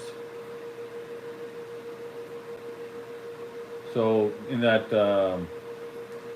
slicing part, I'd have to go back actually. What do we do from here? When I first sliced it up, it gave me the option to add connectors. But where would those connectors go? If I let me just go. New project, fine, whatever, keep, and so, for example, if I do the slice, then we'll just do an obvious one. Nope. Okay, now it's not going to go deep. There we go. So, this is less than ideal. Let's move it this way. So here I can add in connectors. So I can add connectors. When I do that, now it allows me to add connectors. Oh, so plug, dowels, snap pins. Oh, I see what you mean by dowels. Sorry. I'm thinking connectors versus dowels. The dowels would have to be really small. And as long as... Yeah, sorry, when you were saying dowels, I was thinking connectors. And for me, connectors were one piece. So you'd have your male there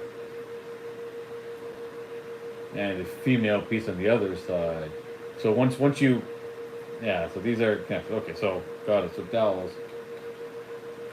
All right. Go here, here.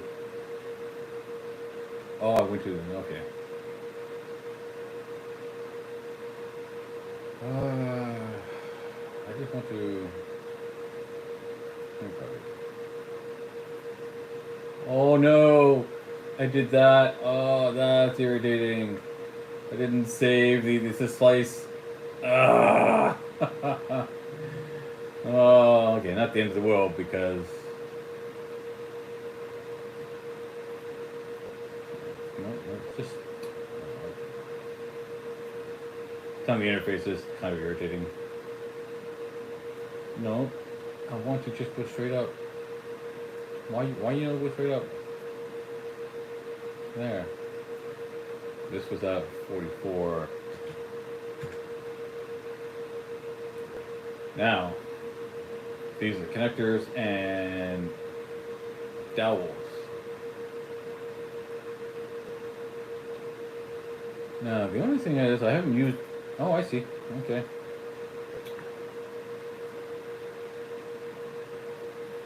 Yeah, so, okay, so the dowels would be nice. Okay, so let's put them in corners. So, one there, one there, one there, and one there.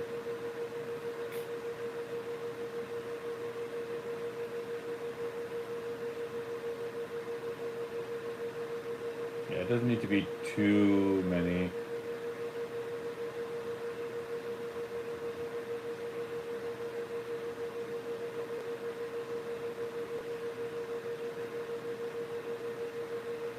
Yeah, it took me a moment to realize what the difference is. We'll stick with that. Depth.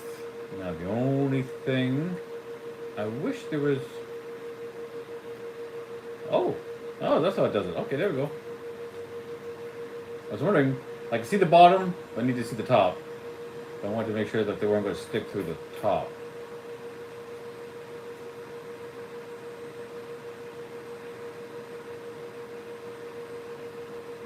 Yeah, because the height,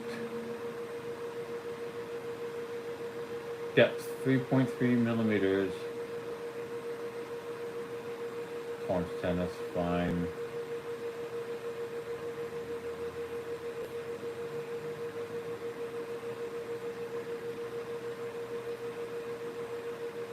Yeah, see, that's too tall. So, edit connectors. Edit 2. Even at 2 millimeters is still too tall. These really only have to be small ones for sure. Do 1 millimeter. And confirm. It's still getting the connector sitting up too high. So can set the... This is the depth of the connector, 1 millimeter, but size, rotation, it doesn't seem to let me choose how deep to make the connectors. Oops. Oh wait, or does it? What is it? Oh, what is this doing? I'm doing something new here. Hold on.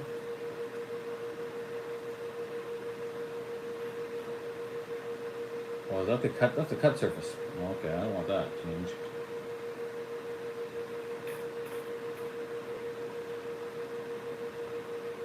Depth 1 millimeter, but for some reason it's still sticking. See?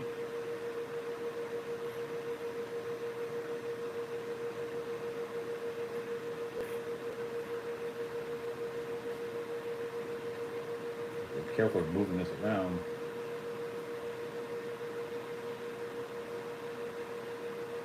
10? I didn't say 10. I've got 1.00. So that's 1 millimeter depth. That's how deep the dowels are. Well, for some reason, they seem to be bigger because they're still sticking up taller than the thing. Actually, you know what? Let's. Pardon me.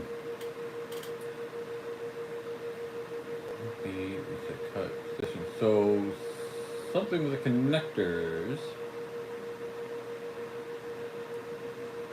Tolerance value. Seeing that the size.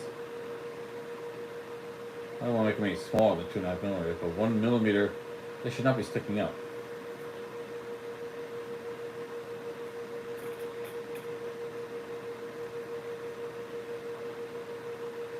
It doesn't show it in there. It's funny.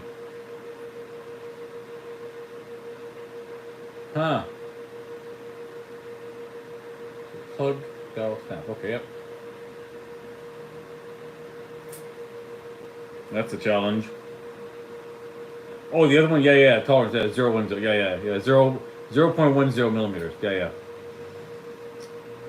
It's for some reason the plugs are sitting up too tall. When I hit confirm, you can see the plug sitting up there, and that sucks. I mean, worst case scenario, I just trim this piece, but the plug shouldn't be sitting up that tall. I mean,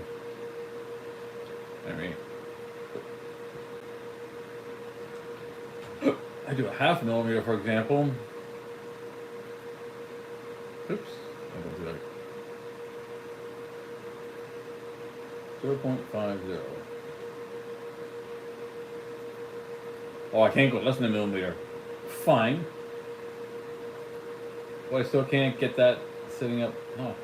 I mean, if I have to, it would still. Oops.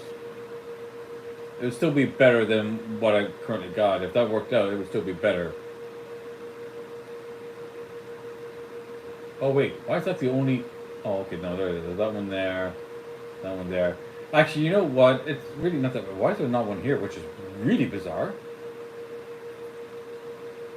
Oh, because there's not one here.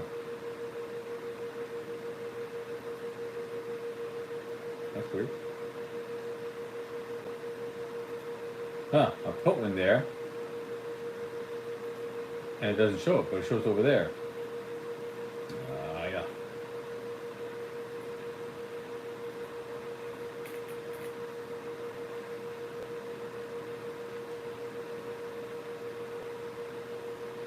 I mean, I really don't care if there's really holes.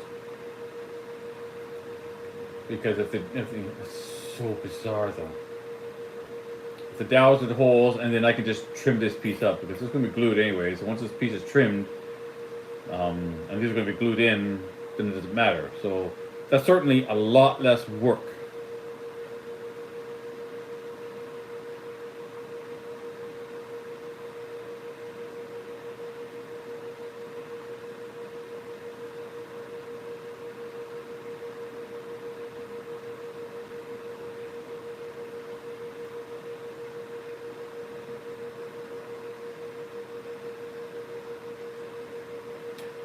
I'm not sure what you mean by scaling plugs, because the plugs, this is the depth of the plugs.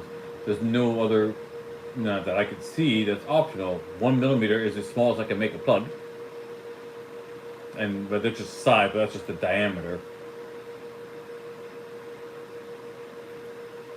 Oh, 2.00.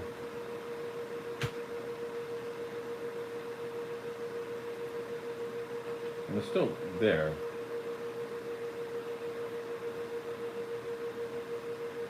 Funny, 3 out of the 4 are poking through, which is really kind of bizarre. Even though there's 4 in a corner. This could be just a bug in Prusa Slicer.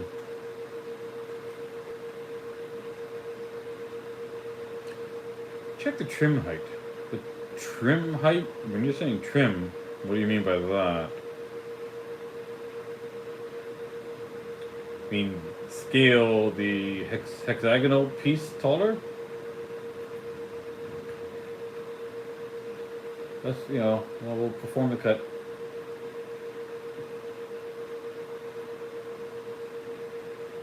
There's a little dowel. Oh, how weird. Why is one dowel small, the other ones are all bigger? I wonder if it's because when I did them. Okay, hang on. Okay, let's trim this again. I think it was because dowel 1, 2. Oh, see, I need to.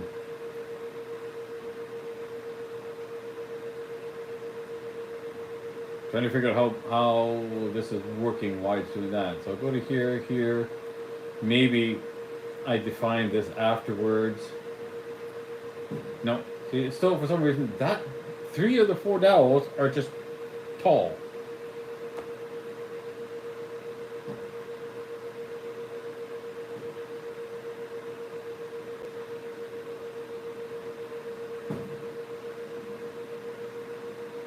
Well, I can do that, but here's the thing. The program still thinks the dowel is going through this. I was going to put a hole here. So even if I confirm everything, it's still going to leave a hole in this. Well, maybe. Oh, let me double check. Okay, there's a hole for the dowels on the top end. So the goal is to not have holes on here. And yep, there it is. See? There's the hole because the dowel is supposed to go through it.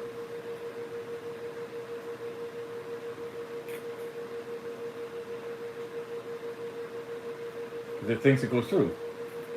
That's just irritating.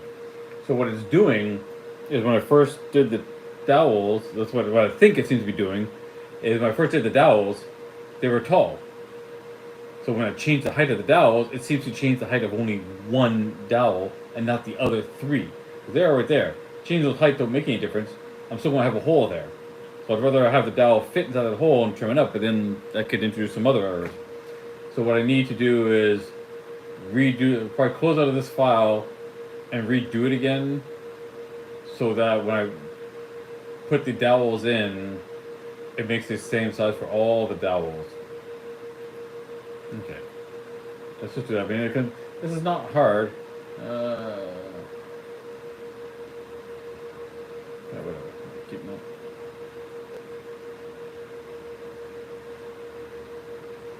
Yeah, well, that's fun. That's basically what I'm doing. Okay, cut at 44. Keep. Add connections. These guys same.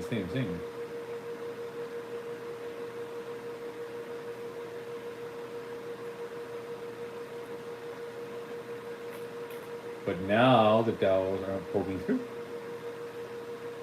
Yeah, see, it was storing the dowel information from the original dowels and not the updated. That seems to have done it. Okay, let's form this cut. So there they are. Where are my dowels?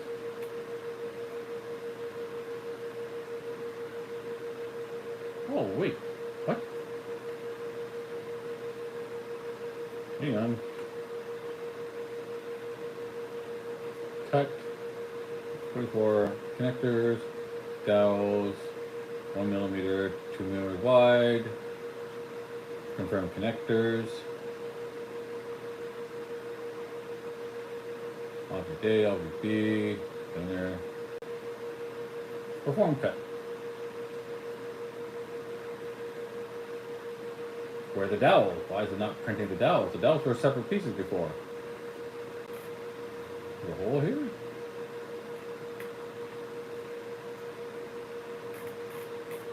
The holes aren't here. What did I? Oh, I think that's on me. I think. Let's undo this again. Undo again. Come on. Go back. Cut. Add connectors, and I haven't added the connectors.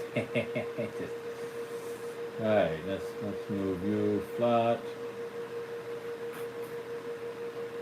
Let's put one right there.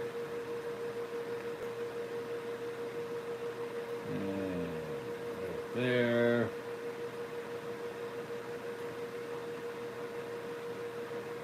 And there. And right there. Let's confirm connectors. Nothing poking through.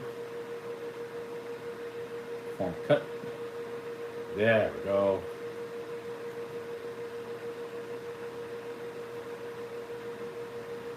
The little dowel grooves. Oh, there's one. And the other three. For some odd reason, they can't put 4 in a row. I have to put one over here. Or for stupid reason. Okay, now what we do is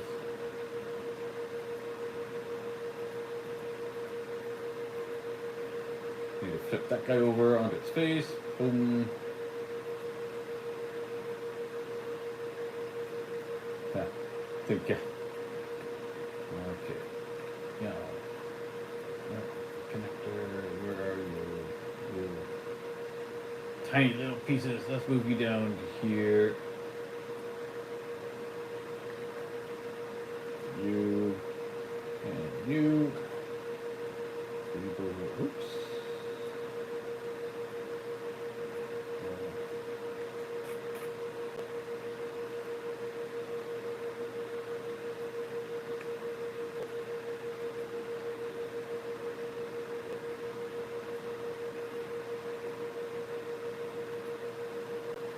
Center you. Oh, that's what I did. Alright, that's fine. I think, yeah,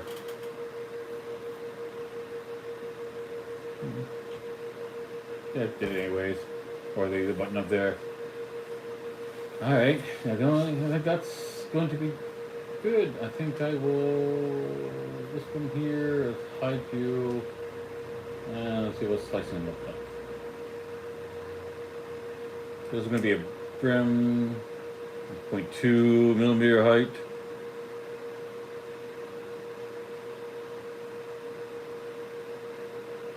Yeah, there's a little dots.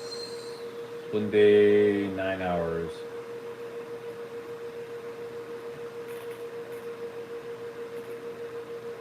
There's a dowel goes. Okay. As long as it's not interfering with any of the holes, this should be fine. Alright.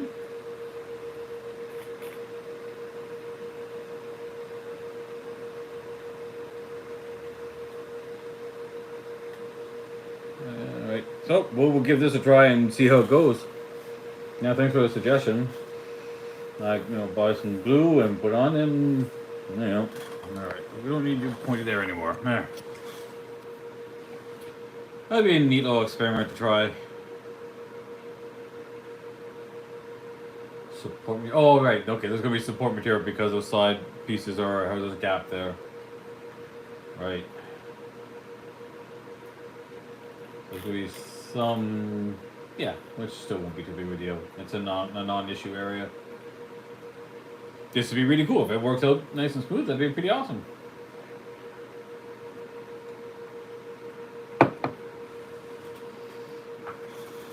Oh, I get to have so much fun. Even you do this for years, you're still finding new ways to do things. And even then, this is a great to learn, but it's still within my realm. When I start getting outside of that, I'm not creating, mini figures. I'm not designing that type of stuff. Geometric stuff like this, it's not impossible. But you know what? I'm going to just save this project as, before doing anything else.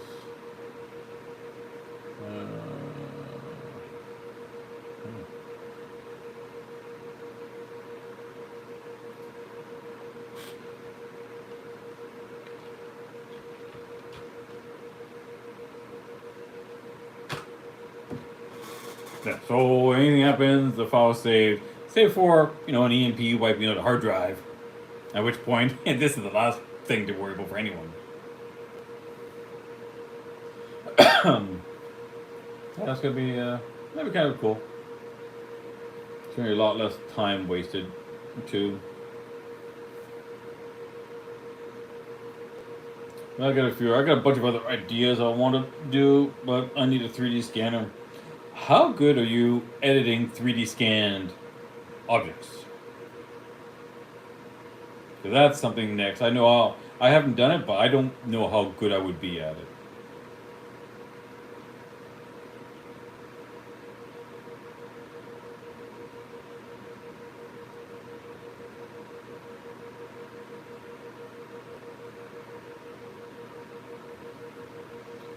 Well, better be safe than sorry, is that what they say, right?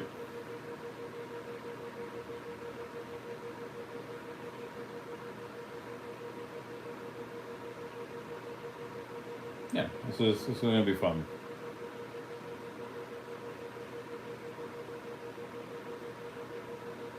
Well, you have to edit scans because when you're doing 3D scanning, you're gonna have a lot of noise. So I know a lot of the programs have that kind of stuff built into it, but you do have to trim it out. And then once it's trimmed out all the extra noise, I mean, I haven't played with it, so I really don't know if it's an issue or if it's a hard thing or why. I'm kind of guessing here. I've seen a few videos where people have done some stuff. I think it's mostly done within the scanning software itself, but converting it over to an STL or a step file or whatever.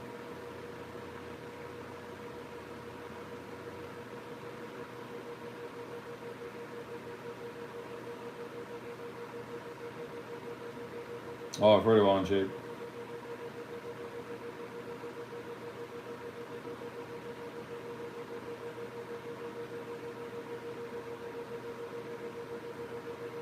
Hmm. Yeah, I've been playing around with Design Spark Mechanical. I was using for about a year. I used what's the one for the iPad, and I still have it. You can still use a basic amount.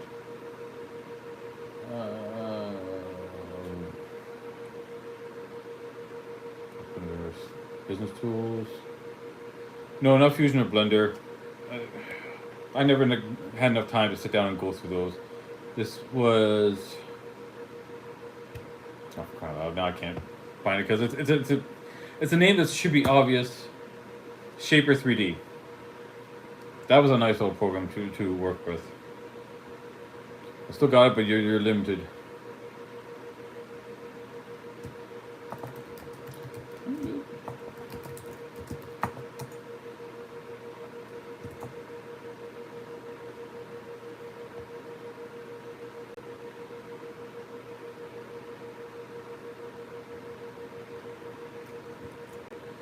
Yeah, I've heard of it. Shape. What do they? What do they call pricing? What's their pricing? There's a free plan, unlimited public storage, CAD tools, real-time collaboration, control mobile apps, online training.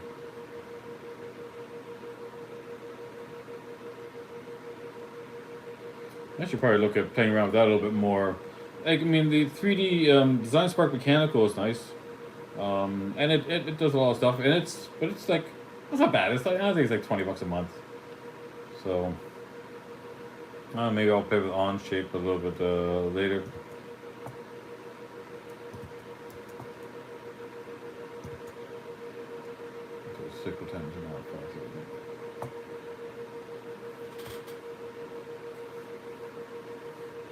Well, it is actually there is a free version. There's a free plan, that's for personal projects, and then there's a standard plan. But all your the free plan, it's public storage, so everyone can see your stuff. Private plan, it's private storage, so no one can see your stuff. So seeing what I'm doing is not as bad as if they're able to download what I'm designing. Then I don't want to use it. Because if I design something, I'm not designed to give it away. Some stuff I do, but some of the stuff I'm designing to print and make and sell. But $1,500 per year, that's 130 some odd dollars a month. I don't know if it's American or Canadian at this point.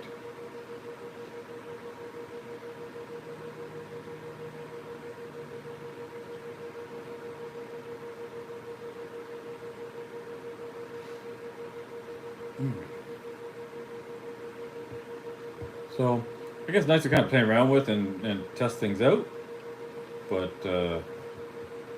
like this project, I wouldn't put up there just because it's a private project and I've been asked not to talk about it. And I do get NDAs I have to sign for other projects I've done. There's a guy local to me. I've done a few projects for him and I had to sign an NDA, which is fine because he's designing a product to be mass produced and sold. So I'm fine with that. I mean, it's his stuff. That's fine. He's paying for it.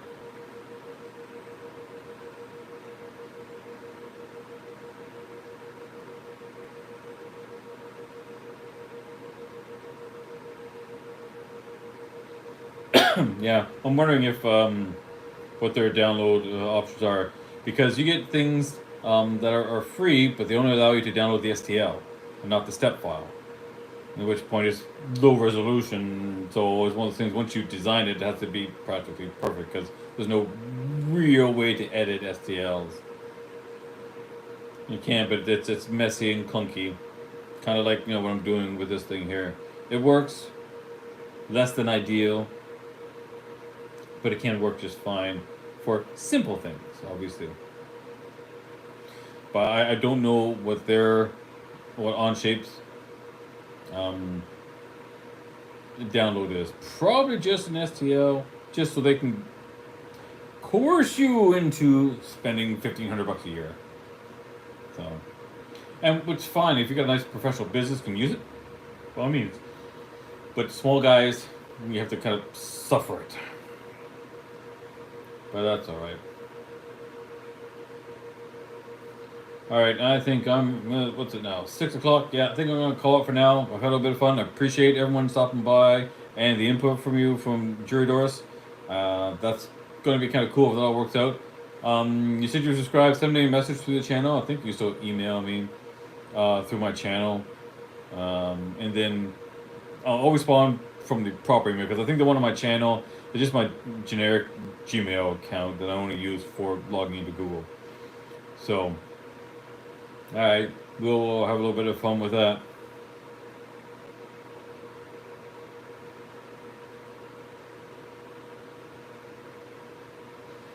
Yeah, if you check out the my Elemental Journey, you'll see the vehicle. It's a 2003 Honda Element. So I'll have a little bit of fun. But appreciate y'all stopping by.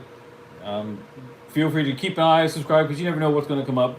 I'm going to do some more camping stuff, but for now, I was able to do some 3D printing. Weather kind of sucks outside, so that's what I was going to do. If I'm going to do it, share this with the rest of the world, right?